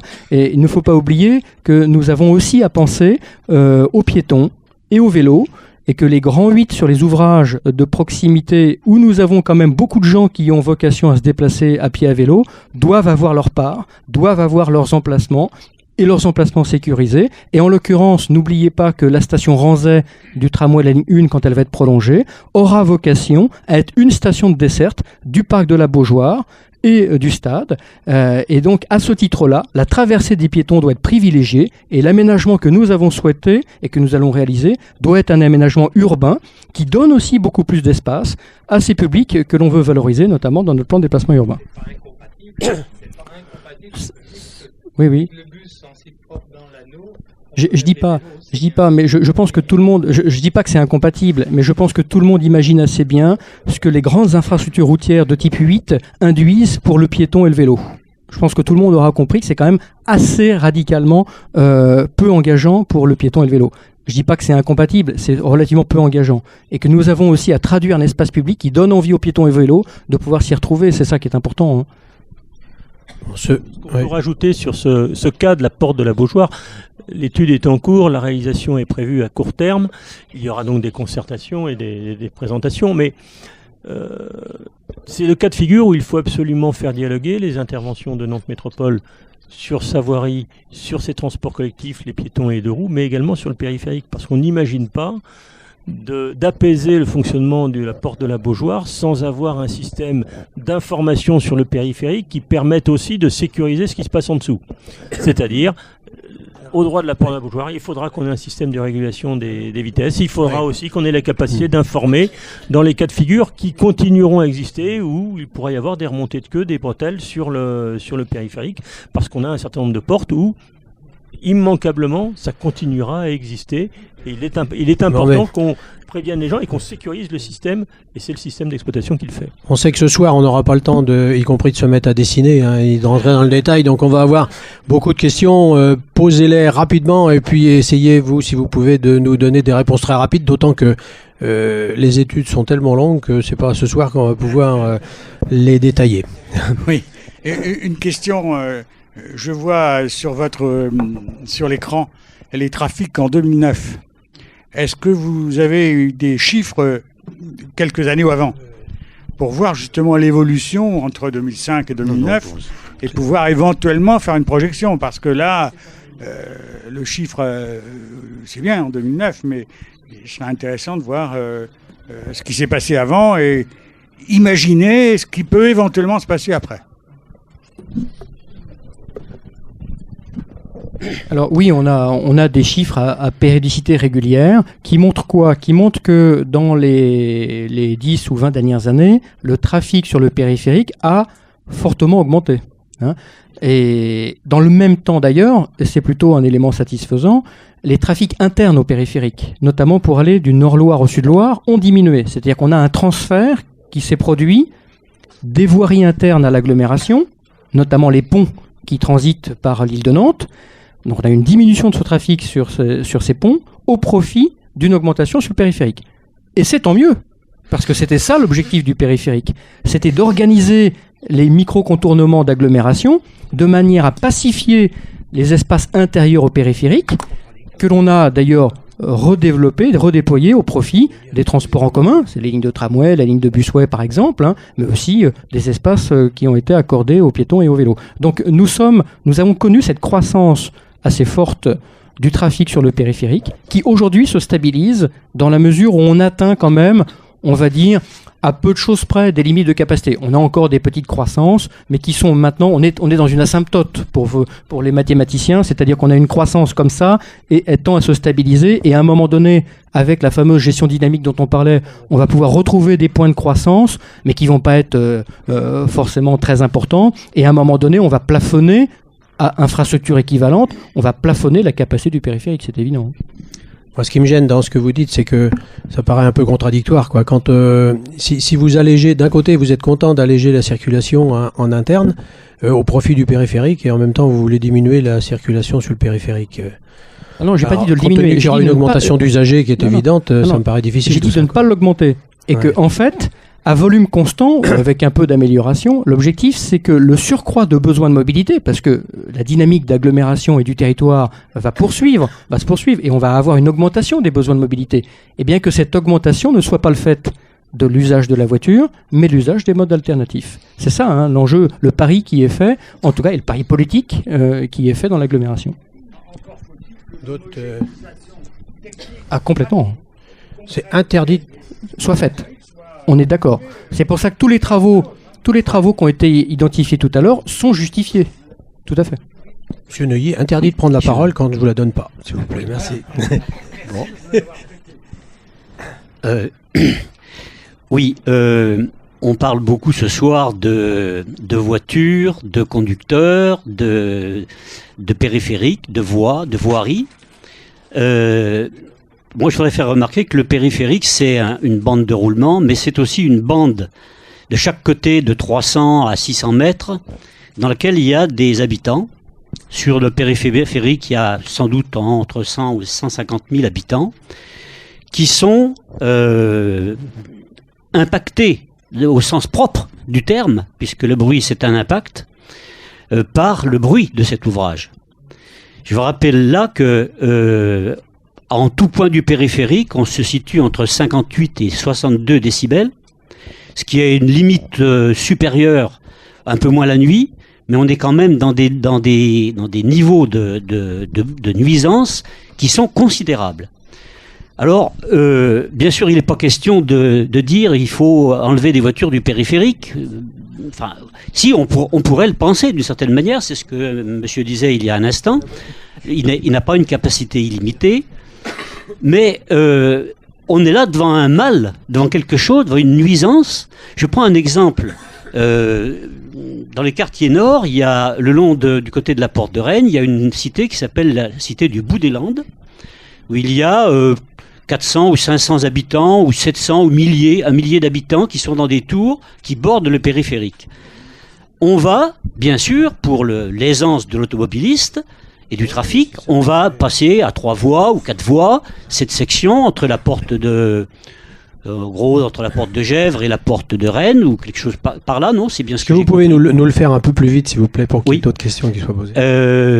Donc, ces usagers, enfin ces habitants, vont se voir coller 1 ou 2 décibels de plus, de ce fait, de manière instantanée.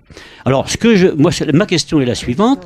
Qu'est-ce qui est prévu dans les 10 ou 20 ans à venir pour que ce périphérique soit moins nuisant pour les 100 000 personnes qui le bordent?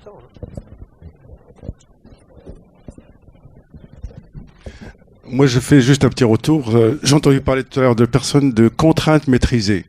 Je ne pense pas que vous ayez prévu les contraintes. Vous les avez découvertes. Et pour preuve, c'est que je suis étonné qu'un projet puisse s'établir sans qu'il ait outils d'évaluation. C'est maintenant qu'on découvre qu'il faudrait des caméras, qu'il faudrait des comptages. Quelques années après, il fallait les premiers problèmes pour que ça arrive. Voilà, alors de dire, c'est vrai que c'est ce que j'aurais voulu des politiciens, c'est plutôt d'avoir de l'anticipation, mais pas des pansements. Alors évidemment, ça serait présomptueux de trouver une solution comme ça, miracle, pour le périph', pour la circulation, mais c'est vrai que quand je vois la circulation, je te prends la 723 tous les jours, quand je vois le trafic routier, c'est vrai que les camions, je me dis à un moment ou à un autre, il va falloir bien qu'on pense privilégier peut-être l'humain par rapport au bien. Peut-être vous pouvez répondre à ces deux questions. Et c'est vrai que quand on voit le carrefour d'Armor, c'était difficile de ne pas imaginer qu'il y avait deux sens de circulation assez faciles à déterminer quand même, quoi. Donc, bonsoir, je voudrais justement revenir sur ce rond-point d'Armor, puisque je suis habitant juste à côté. Parce que je ne sais pas si en fait au niveau des aménagements, bon, c'est le rond-point que je connais particulièrement, les autres du périphérique je les connais moins, mais on peut peut-être se demander quand même si toutes les prévisions que l'on est en train de faire ne sont pas un peu des vœux pieux, dans la mesure où on occulte quand même quelque chose qui est important, c'est l'urbanisme. Et quand on prend le rond-point d'Armor avec l'urbanisme qui est tout autour, je ne vois vraiment pas ce que l'on peut faire pour l'arranger, sauf à passer dessous ou dessus. À l'américaine, quoi. Donc ça, je crois que c'est une question qui est importante. Sur ce rond-point en particulier, sincèrement, je pense que là encore, les pansements, je vois pas trop les pansements qu'on peut mettre, quoi.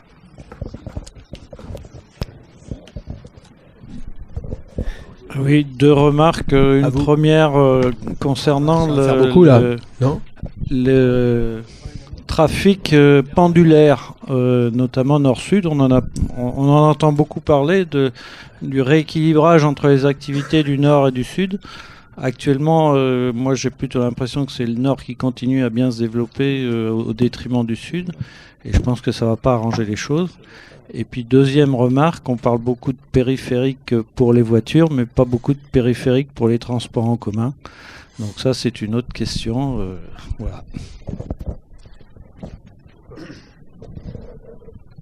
Bon, ce coup-ci, on va vous demander quelques réponses. Oui, alors la question d'interpellation, alors c'est vrai qu'en général, le citoyen voit très clair et le politique voit rien. Donc changer le pansement ou penser le changement, hein, c'est cette... donc c'est vrai que c'est un débat. Moi, je suis toujours interpellé, mais ça me passionne toujours de vous rencontrer, vous l'avez vu, parce que chaque fois qu'on a l'occasion de rencontrer des gens, et en plus, quand on parle de mobilité, c'est vrai que chacun a la solution. J'ai tendance à penser sa solution. Et c'est vrai que le rôle du politique est souvent d'arbitrer, de trouver des compromis entre des prises de position qui sont quelquefois très tranchées. Et donc après, il faut remettre tout le monde autour de la table et puis prendre l'héritage tel qu'il est. Et c'est là-dessus que je veux en venir, si vous voulez, parce que à un moment donné, on peut toujours vivre de regrets et dire moi je l'avais vu comme ça et je l'aurais aménagé comme ça, sauf que finalement on prend la situation comme elle est et on essaie d'y trouver les remèdes qu'on peut y apporter. Je le dis parce que quelquefois j'ai entendu ça aussi sur la question de l'urbanisme où on nous dit mais finalement vous n'avez qu'à... Alors la suite je la prolonge déjà en disant oui on peut effectivement dégager complètement l'espace, mais qui prendra la responsabilité d'aller expliquer à quelqu'un qu'on va exproprier à peu près toute la partie gauche de la rue pour améliorer les choses. Donc techniquement, pour répondre à Monsieur Chabot sur la question du bruit du périphérique, vous voyez bien que l'idée c'est pas d'augmenter le trafic sur le périphérique, mais c'est plutôt de le stabiliser, et avec aussi cet effet que vous connaissez parce que je vous ai entendu dans d'autres lieux le dire, la bande de roulement, c'est-à-dire que la vitesse accroît le bruit, c'est pas simplement la motorisation, c'est le fait du roulement. Et c'est vrai qu'en préconisant quelquefois aux heures de pointe une régulation de la vitesse plus basse, on doit arriver à trouver quelque chose. Pour le reste, je peux pas laisser dire qu'il y a que la question du périphérique qui est posée pour les voitures, puisque dans le plan de déplacement urbain, on a bien souligné la nécessité des lignes de rocade. Et la nécessité des lignes de rocade, je vois, on est en train d'évoquer la question, notamment avec Indre et Saint-Herblain sur cette desserte. Alors, j'oublie toujours les numéros, ça doit être la 73 de mémoire, hein, la 73 qui va venir à chaque fois toucher et les lignes chronobus et les lignes structurantes de tramway et même les toiles ferroviaires. Voilà un exemple, et il y en a d'autres. Quand on vous rencontrera sur les chronobus, vous verrez que le plan à terme, il est bien quand même de travailler sur les lignes de rocade. Et par ailleurs, on n'abandonne pas du tout l'idée d'un axe circulaire avec un transport en commun.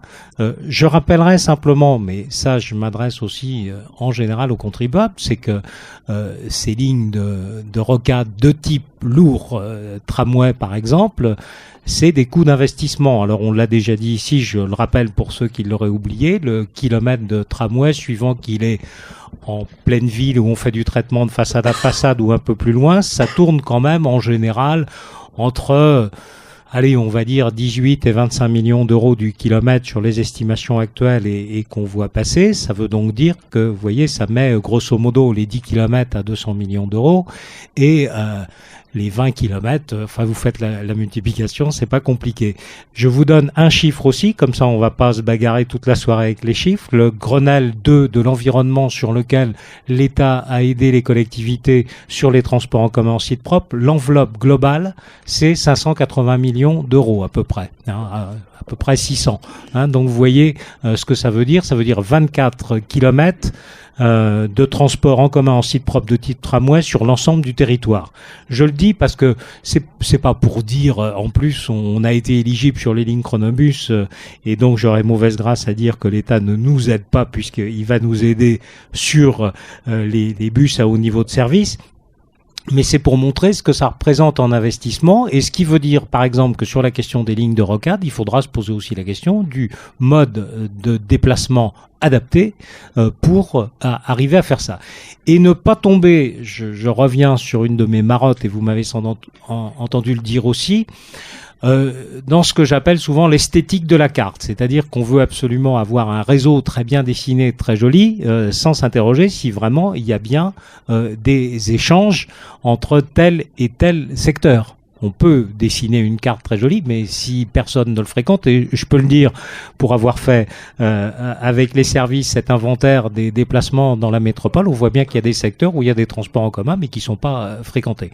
Donc ces lignes de rocade, c'est bien la préoccupation. De toute façon, à un moment donné, le problème des transports en commun, on aura aussi la saturation au commerce, et d'ailleurs on l'a bien vu avec la ligne 4, le fait d'avoir un petit peu cette forme en trapèze pour alléger déjà le cœur de l'agglo est important, mais il faut passer aussi à une autre vitesse. Mais là, par contre, il faut gamberger sur les modes alternatifs. Et d'ailleurs, pour avoir des échanges avec beaucoup d'autres villes, on voit bien que le tramway est lié à la capacité qu'on a à emmener 70 000 voyageurs par jour, et pas 20 000. Hein.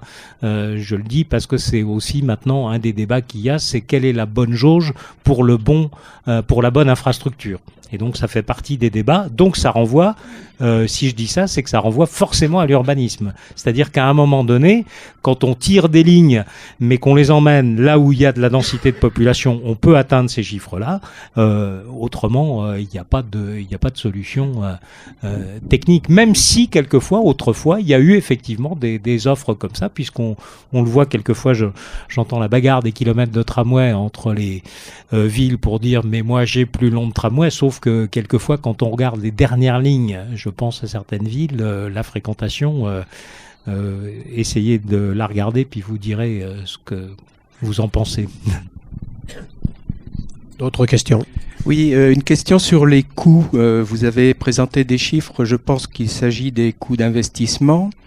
Qu'en est-il des coûts d'exploitation et d'entretien des ouvrages ? Comment est-ce qu'ils évoluent ? Est-ce que les nouveaux aménagements vont réduire ou augmenter encore ces coûts ? Et une deuxième petite sous-question, combien rapportent les radars, enfin le produit des radars, et est-ce que c'est redistribué dans la balance des coûts d'exploitation ? Je complète juste avec une petite question.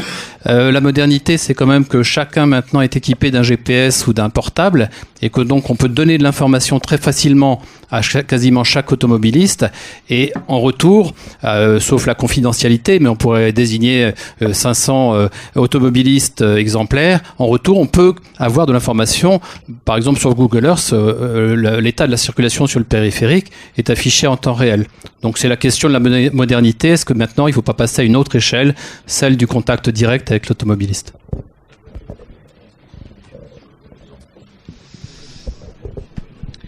Oui, je voulais poser une question, je ne sais pas si elle éclairera le débat, c'était la question de l'éclairage du périphérique. De ce point de vue-là, j'ai l'impression qu'on a régressé par rapport aux équipements qui existaient au départ. Il y a certains tronçons qui étaient éclairés qui ne le sont plus. Je pense également au pont de Cheviré qui était éclairé et en dehors des questions de sécurité, c'était quand même sur le plan esthétique un élément tout à fait positif dans le décor local. Donc on a l'impression qu'à ce niveau-là, soit pour des motifs d'économie, soit pour des motifs de sécurité, il semblerait qu'on n'éclaire plus le pont de Cheviré parce qu'il y a eu des vols de câbles ou quelque chose comme ça. Enfin bon, voilà. Est-ce que vous pouvez nous éclairer sur cette question ?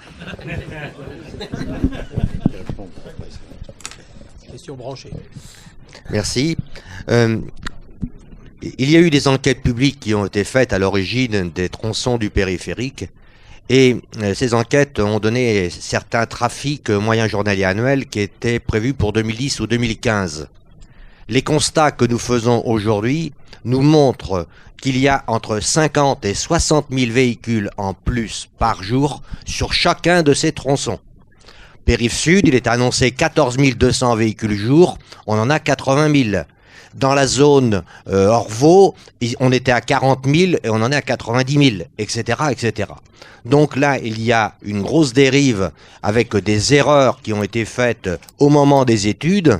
Les études ont été faites par les services de l'État, puisqu'à l'époque, même si le périphérique sud était sous la domanialité du Conseil général, le Conseil général n'avait pas de service d'études et que c'est la DDE qui a fait les études. Bon, voilà pour un point. Puis deuxième point, il y a une chose qui m'interpelle régulièrement, c'est la sécurité sur le pont de Cheviré. Je vois qu'il y a interdiction de doubler sur la file qui est la plus à gauche lorsqu'on monte le périphérique, lorsqu'on monte le pont. Mais c'est normal, c'est le code de la route. Et aussitôt qu'on arrive sur la ligne de crête du pont de Cheviré et au moment où on passe à deux fois deux voies, eh bien, à ce moment-là, on lâche les fauves, fin d'interdiction de doubler pour les poids lourds. Et là, c'est catastrophique parce qu'un jour, il y aura un pépin en bas et dans cette affaire, il me semble qu'il serait bien de retarder la fin d'interdiction de doubler pour les poids lourds et de la reporter lorsqu'on va vers le périph' sud jusque une fois qu'on a dépassé le nœud routier de la Bouvre et lorsqu'on va vers le périph' nord, eh bien, une fois qu'on a dépassé le nœud routier de la Janvray. Mais ça me semble être des choses qui sont basiques. Merci. Bon, à vous. Moi, je pense que ce que vous avez dit tout à l'heure sur les chiffres de prévision doivent nous conduire tous à beaucoup d'humilité sur les modèles et les prévisions. Moi, je ne crois jamais à un modèle. Le seul intérêt d'un modèle et d'une prévision, c'est de comparer des scénarios, mais c'est jamais de donner une valeur véridique à 10, 15 ou 20 ans. Faut pas se leurrer, faut être naïf pour essayer de le croire.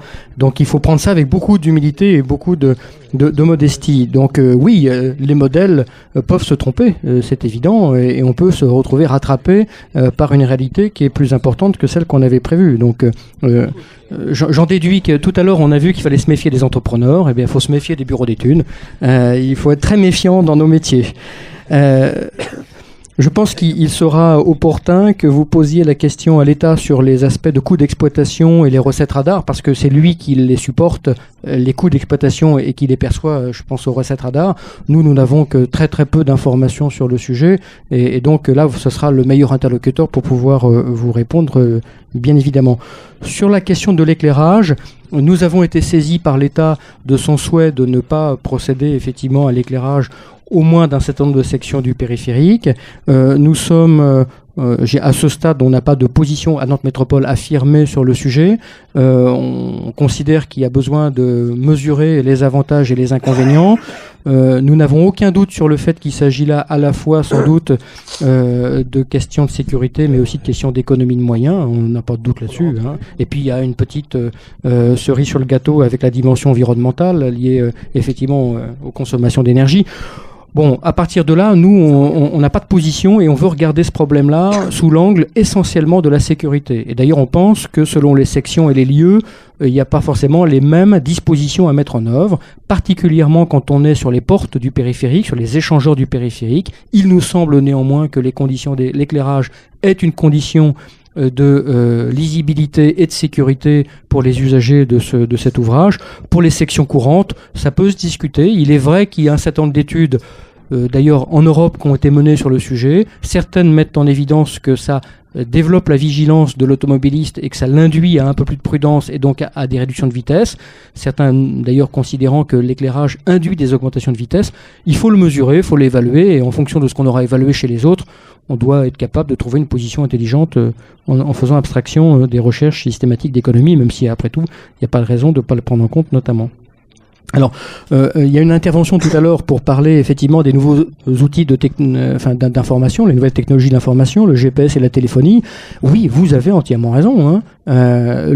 Aujourd'hui, on va de plus en plus vers le fait que chaque individu soit doté d'équipements d'information mobile qui vont lui permettre de gérer, par le biais de ces informations-là, ses propres comportements de mobilité. J'espère d'ailleurs que ça ne concernera pas que la voiture, personnellement. Hein. Vous avez dû noter dans la presse ces temps derniers que Jean-Marc Ayrault s'était d'ailleurs prononcé en faveur de la libération des données dont on peut disposer, que ce soit celles d'ailleurs de trafic routier, que ce soit celles sur les données d'exploitation de nos PC dont on parlait tout à l'heure, les données du réseau de transport collectif. Pourquoi il y a un intérêt à se poser cette question de la libération des données, des informations? Eh bien, c'est de permettre à des opérateurs privés de développer des applications qui peuvent ensuite être mises à disposition des possesseurs de téléphones évolués, des smartphones ou de gens qui disposent d'outils comme les GPS. Et nous, on pense que c'est effectivement une démarche assez intéressante que de permettre à l'individu, qu'il soit piéton, cycliste, usager des transports communs ou automobiliste, finalement de disposer du plus grand nombre d'informations le permettant de se guider dans ses choix et éviter de se mettre systématiquement dans la nasse. Hein. Ça nous paraît effectivement tout à fait pertinent. D'autres questions? Bah, ils ont l'air calmés d'un seul coup là. Bon, ça m'étonnait hein, quand même. Bon, moi j'en aurais une quand même encore.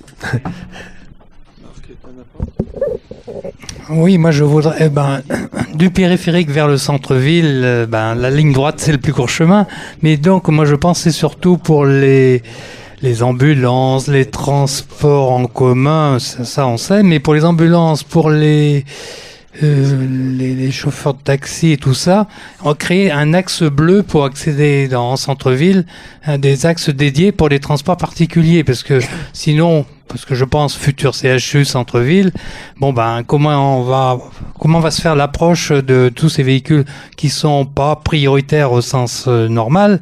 Donc voilà, il va falloir penser à ça. Et puis alors au pied du pont de Cheviré, on peut imaginer de mettre aussi comment on appelle ça, un transport, au pied du pont, un bac au pied du pont de Cheviré qui permettrait, au lieu de se retrouver très loin, il y a des zones très proches qui seraient concernées. Un bac tout simplement au pied du pont de Cheviré, ça paraît pas utopique. D'accord. Oui, moi je voudrais.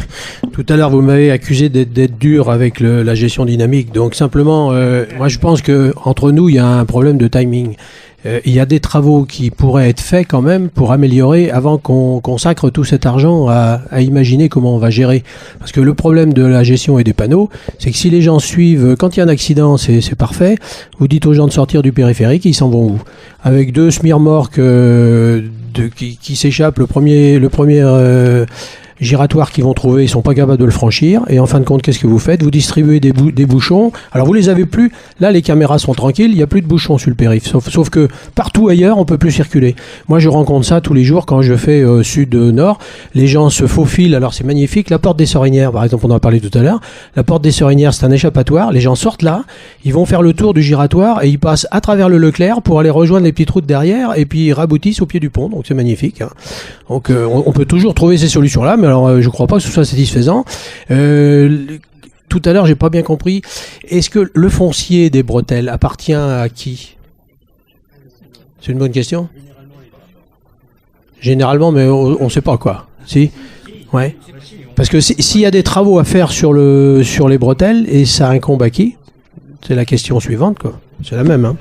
De toute façon, il y a un plan des domanialités extrêmement précis qui existe ouvrage par ouvrage et on sait à quel endroit la bretelle passe d'une domanialité État à une domanialité autre, Nantes Métropole ou autre. Ce que je disais simplement, c'est que souvent les carrefours du périphérique, à la porte de Sautron par exemple, à la porte d'Armor, les carrefours, les giratoires appartiennent aussi à l'État. Dans le cas de la porte de Carquefou, de la porte de la Beaujoire, les carrefours de surface appartiennent à Nantes Métropole. Mais c'est suivant les ouvrages, suivant la façon dont ils ont été réalisés, que c'est fait cette domanialité. Sur le problème du timing de la réaction des usagers, il ne faut pas oublier qu'en heure de pointe, 90% des usagers sont des usagers locaux qui connaissent parfaitement leur ville et qui, lorsqu'ils découvrent un problème qu'on découvre parce qu'on les a informés ou parce qu'ils ont eu une information ou parce qu'ils ont découvert une tête de bouchon, ils vont choisir leur stratégie qui leur paraît la meilleure dans leur tête parce qu'ils connaissent leur itinéraire absolu. Donc effectivement, il faut savoir quand a eu l'incident. Il faut informer l'usager. Et puis, il y a effectivement un problème d'itinéraire, de substitution. Ça fait partie du système de gestion du périphérique et ça nous pose un énorme problème, notamment dans le cadre de la gestion des 2 franchissements de Loire. C'est qu'on est obligé de prévoir des itinéraires de substitution et pour l'instant, on n'a pas le choix. Pour le cas de Cheviré, le seul itinéraire de substitution que l'on puisse mettre en œuvre, c'est le pont des 3 continents et le pont Anne-de-Bretagne. Et c'est chronique d'un blocage de la ville annoncé, évidemment, dès qu'on ferme le pont de Cheviré. Ça fait partie, c'est l'un des sujets que l'on traite dans la réflexion que l'on mène sur les franchissements de Loire, parce qu'on ne peut pas continuer à avoir au droit du pont de Cheviré comme seul itinéraire de substitution un itinéraire qui passe dans le plein centre-ville. Ça, c'est une donnée évidente. Pour l'instant, il y a un système de jalonnement qui est envisagé, qui est prévu pour que, notamment, les poids lourds qui ne connaissent pas forcément la ville trouvent un autre itinéraire pour traverser la ville lorsqu'ils tombent sur un incident.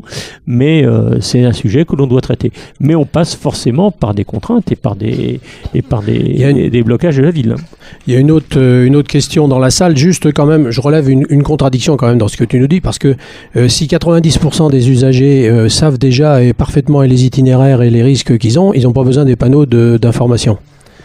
Donc... Oui, je voudrais continuer un petit peu, puisque tout à l'heure j'ai parlé du rond-point d'Armor, et on peut parler également effectivement du pont de Cheviré, donc, qui est assez proche de chez moi également. Est-ce que par rapport à la possibilité de fluidifier la circulation par la limitation de vitesse, est-ce qu'il ne serait pas déjà possible d'engager cette procédure avec les panneaux existants, les panneaux lumineux existants, et de limiter la vitesse à certaines heures le matin et le soir, dans certains sens, en fonction de la circulation. Et ça, est-ce qu'on ne pourrait pas le faire rapidement? Ça pourrait peut-être déjà simplifier un peu les bouchons sur le pont de Cheviré. Peut-être. Je pense que les questions de police de la circulation, il faudra les poser à l'État. La question de l'interdiction de dépassement des poids lourds, de même que la question des limitations de vitesse, c'est une question qui est traitée avec l'État. On a eu, nous, des accords avec l'État pour baisser la vitesse à 90 km/h sur le périphérique, la baisser à 70 km/h sur certaines sections du périphérique Est. La question continuera. La régulation dynamique des vitesses, ça pose un problème réglementaire. C'est que un panneau réglementaire et qui s'impose, c'est celui qui est fixe et qui est visible. Un panneau à message variable qui indique une nouvelle vitesse ne peut... Alors, les services, les juristes de l'État sont en train de regarder les jurisprudences, ne peut être affiché que comme une vitesse conseillée. Hein, oui, On pourrait imaginer que sur la traversée du pont de Cheviré, on mène une action pour préconiser une limitation encore plus forte des vitesses par rapport aux 90 km/h qui est actuellement appliquée. C'est un débat à avoir avec l'autorité de police qui est l'État. Mais sur le phénomène accordéon quand même, hein, qu'on connaît bien sur l'autoroute, là il faudra regarder sur les sections, il y en a pas beaucoup, c'est des arrêts complets qu'il y a, donc c'est pas vraiment réduire la vitesse est sans doute un élément important, mais c'est pas ça qui c'est pas ça qui va déboucher le problème de Cheviré, c'est pas vrai, puisqu'on est arrêté complètement, donc qu'on roule, je dirais qu'à la limite, au contraire, ça nous inciterait même à augmenter, parce qu'on peut pas rouler à 30 à l'heure ou à 50, on roule à 2 km/h. Donc, juste quand même, la gestion dynamique, elle aide quand même à limiter le moment où on passe d'une situation de trafic dense au moment où on passe à une situation de trafic saturé, c'est-à-dire on est bloqué à s'arrêter avec sa voiture. Donc ça se démontre, hein, c'est les scientifiques, ils vous font une démonstration très claire, c'est une logique de fluide. Quand vous diminuez les entrants, forcément, ça se débouche plus vite à la sortie du tuyau. Hein. Donc mais attention, c'est pas pour autant que ça règle tous les problèmes.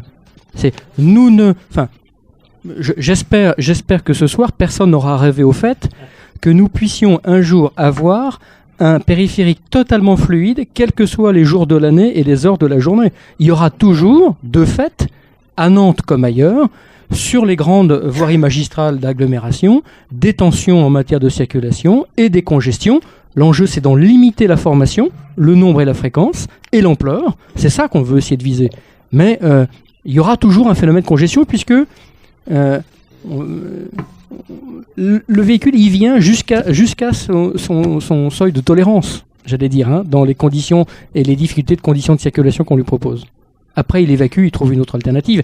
Notre difficulté aujourd'hui, et c'est pour ça que je suis d'accord sur le fait qu'il ne faut pas faire que de la gestion dynamique, il faut aussi traiter les problèmes d'homogénéité du périphérique, c'est que les dysfonctionnements du périphérique font aujourd'hui que les automobilistes considèrent qu'il est encore plus aisé de passer à l'intérieur des voiries d'agglomération que de subir les difficultés du périphérique. Et ça, pour nous, c'est un vrai problème.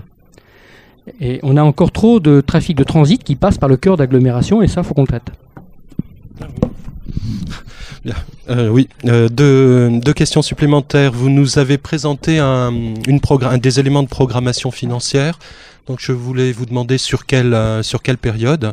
Est-ce 2010-2015 avec 28 millions d'euros consacrés au périphérique, donc qui supporte, suivant les sections, un trafic journalier de 75 à 92 000 véhicules jour, ce qui doit nous faire environ 110 000 voyageurs jour pour les sections les plus chargées. Est-ce que vous avez des éléments de comparaison à nous donner pour que nous puissions nous faire une idée de l'effort relatif consacré à ce périphérique?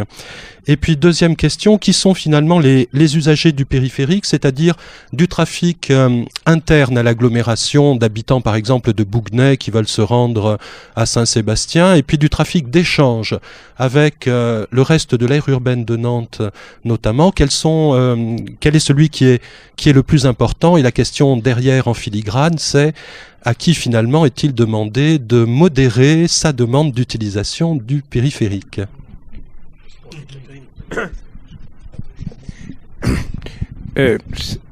C'est un petit peu la même chose. Il y a une catégorie d'usagers dont on n'a absolument pas parlé ce soir. C'est tout simplement les 10% qui ne sont pas locaux, qui transitent, qu'ils soient des Anglais entre Saint-Malo et le Périgord, ou qu'ils aient des poids lourds. Ces gens-là, s'ils sont si peu chez nous, c'est qu'ils ont trouvé une manière un petit peu coquine de nous éviter. S'ils apprennent que le périphérique se porte mieux et qu'il est plus fluide, qu'est-ce qu'ils vont faire? Ils vont revenir. Vous voyez la solution? D'abord sur la programmation financière. C'est une programmation financière de ce qu'on appelle le plan de développement et de modernisation des itinéraires de l'État sur la période 2010-2014, sur des engagements financiers. Ça ne veut pas dire sur la réalisation des travaux, c'est les engagements financiers. Donc c'est un programme dont on espère qu'il sera terminé en 2016. Il y aura forcément, puisque nous aurons le parti d'aménagement du périphérique étudié et soumis à concertation, présentation publique, certainement l'État vous le dira dans quelles conditions il compte le faire, aux alentours de 2013, il y aura une phase suivante à prévoir à partir de 2014. Les usagers du périphérique se répartissent pas, enfin en moyenne, on compte à peu près 7%, en tout cas moins de 10% de transit sur le périphérique, de transit pur. Hein. On compte une trentaine de pourcents de trafic d'échange et en fait 60-70% de trafic de l'aire urbaine de Nantes. Évidemment, les taux ne sont pas les mêmes à l'heure de pointe. Quand le phénomène domicile-travail est plus important, en pourcentage, le transit est moindre et le trafic local est plus important. C'est sûr que d'une certaine manière, les navetteurs domicile-travail viennent encombrer le périphérique et viennent gêner le transit. Et tous les transporteurs routiers vous diront, c'est quand même pas normal que mon itinéraire me permettant de faire l'Espagne au ferry de Saint-Malo soit bloqué par les gens qui font 10 km et qui passent par le périphérique, mettez-les ailleurs. Hein. A contrario, nos habitants disent quand j'ai besoin de me déplacer, c'est normal que je puisse bénéficier de l'infrastructure qui a été réalisée à mon attention. C'est bien pour ça que le phénomène de la contrainte du blocage du périphérique aux heures de pointe est un phénomène extrêmement sensible. Il y a des territoires, quand on parle d'absence d'interdiction de discuter, il peut y avoir des idées. Dans certains territoires, on a décidé d'arrêter le trafic des poids lourds à l'heure de pointe parce que finalement les poids lourds à l'heure de pointe ils prennent beaucoup de place, ils contraignent énormément le fonctionnement des carrefours et ils sont un élément qui réduit la capacité. Bon, pour l'instant, c'est pas en débat du tout et la question était évidemment une blague jetée à votre appréciation. Donc voilà, les usagers, et quand on parle des Britanniques, je ne sais pas si vous suivez un petit peu les Britanniques, moi j'utilise assez fréquemment la porte de Rennes, je découvre avec étonnement que les Britanniques qui arrivent du ferry de Saint-Malo régulièrement le matin à Nantes, par habitude, par logique qui doit être celle de chez eux, ils évitent de passer par le ring. Ils vont droit sur le centre-ville. En grande majorité, les Britanniques décident de passer dans le centre-ville au lieu de prendre le périphérique. Quels que soient les panneaux qu'on leur propose ou quoi que ce soit, ils doivent avoir des guides britanniques qui leur disent passez donc dans le centre-ville. Donc le comportement des usagers en transit est également très, très étrange. La dernière question, je ne peux pas empêcher le président de... Juste simplement j'ai entendu que le système d'exploitation dynamique permettrait d'afficher des vitesses conseillées, mais la meilleure vitesse conseillée, c'est celle du radar. C'est-à-dire que est-ce que le système d'exploitation dynamique va corriger la vitesse de contrôle du radar? Parce que sinon, est-ce que ça sera efficace? Petite remarque en passant, pourquoi est-ce qu'on ne fait pas le test de rouler de mettre ça à 80 par exemple? Alors je sais bien, c'est pas le Nantes Métropole, c'est l'État à 80 ou à 70, enfin bon, et mesurer les bénéfices. Mais c'est pas ça l'essentiel, on a déjà beaucoup parlé de ça. Je suis un peu surpris, ça n'a pas été trop évoqué ce soir, un petit peu, c'est la question de nouveau franchissement. Il y a un nouveau pont qui est prévu sur Ancenis. Est-ce qu'on sait l'impact qu'il aura sur Bellevue? Sur l'ouest, on sait qu'il faudra des nouveaux ponts. Sur l'île, à l'intérieur de Cheviré ou à l'extérieur de Cheviré, il y a différentes idées qui ont été émises. Est-ce que je vous anticipe, enfin, quelles sont les hypothèses envisagées et qu'est-ce que ça change aussi au niveau du périphérique, quoi. Et notre ami Gérard va faire la conclusion. Mais si vous voulez répondre à ça. Oui, alors repréciser aussi tout à l'heure, on a réévoqué ça, un petit chiffre aussi là sur l'étoile ferroviaire à l'heure actuelle, parce que quand on évoque le sud, il y a tout le secteur de la ligne Nantes-Clisson avec l'augmentation des cadences et tout. C'est intéressant de voir que à l'heure actuelle, sur 11 gares dans le périmètre de Nantes Métropole, on a 3000 voyages par jour, ce qui est peu finalement, mais il y en a 1000 sur Mauves et Thoiret. Et donc sur la ligne qui est considérée comme étant la plus saturée. Donc je le dis, c'est important parce que les lignes de tram pendant ce temps-là, c'est 115 000 pour la ligne 1 pratiquement, et à l'heure actuelle 28 000 sur la ligne 4. Hein. Je donne ça parce que c'est bien d'avoir des ordres de grandeur quand on évoque aussi la question du report. Et ce que disait Eric est tout à fait juste aussi. Tant que les gens trouvent pas finalement, quand ils font encore la comparaison du temps et qu'ils y pensent qu'ils y gagnent en voiture, ils y vont tranquillement. Petit exemple, très souvent, moi maintenant, depuis l'affaire de TomTom, là, je suis particulièrement à l'écoute des radios locales, et vous savez, quand on vous dit tout est bouché, normalement, je pars de Mauves à ce moment-là, moi, pour voir, parce que quand on me dit c'est bouché à Thoiret, bouché à Bellevue et que ça passe pas sur Malakoff, j'essaie d'y aller. Je n'ai jamais mis moins de 35 minutes entre Mauves, Centrebourg et la Cité des Congrès. Jamais moi.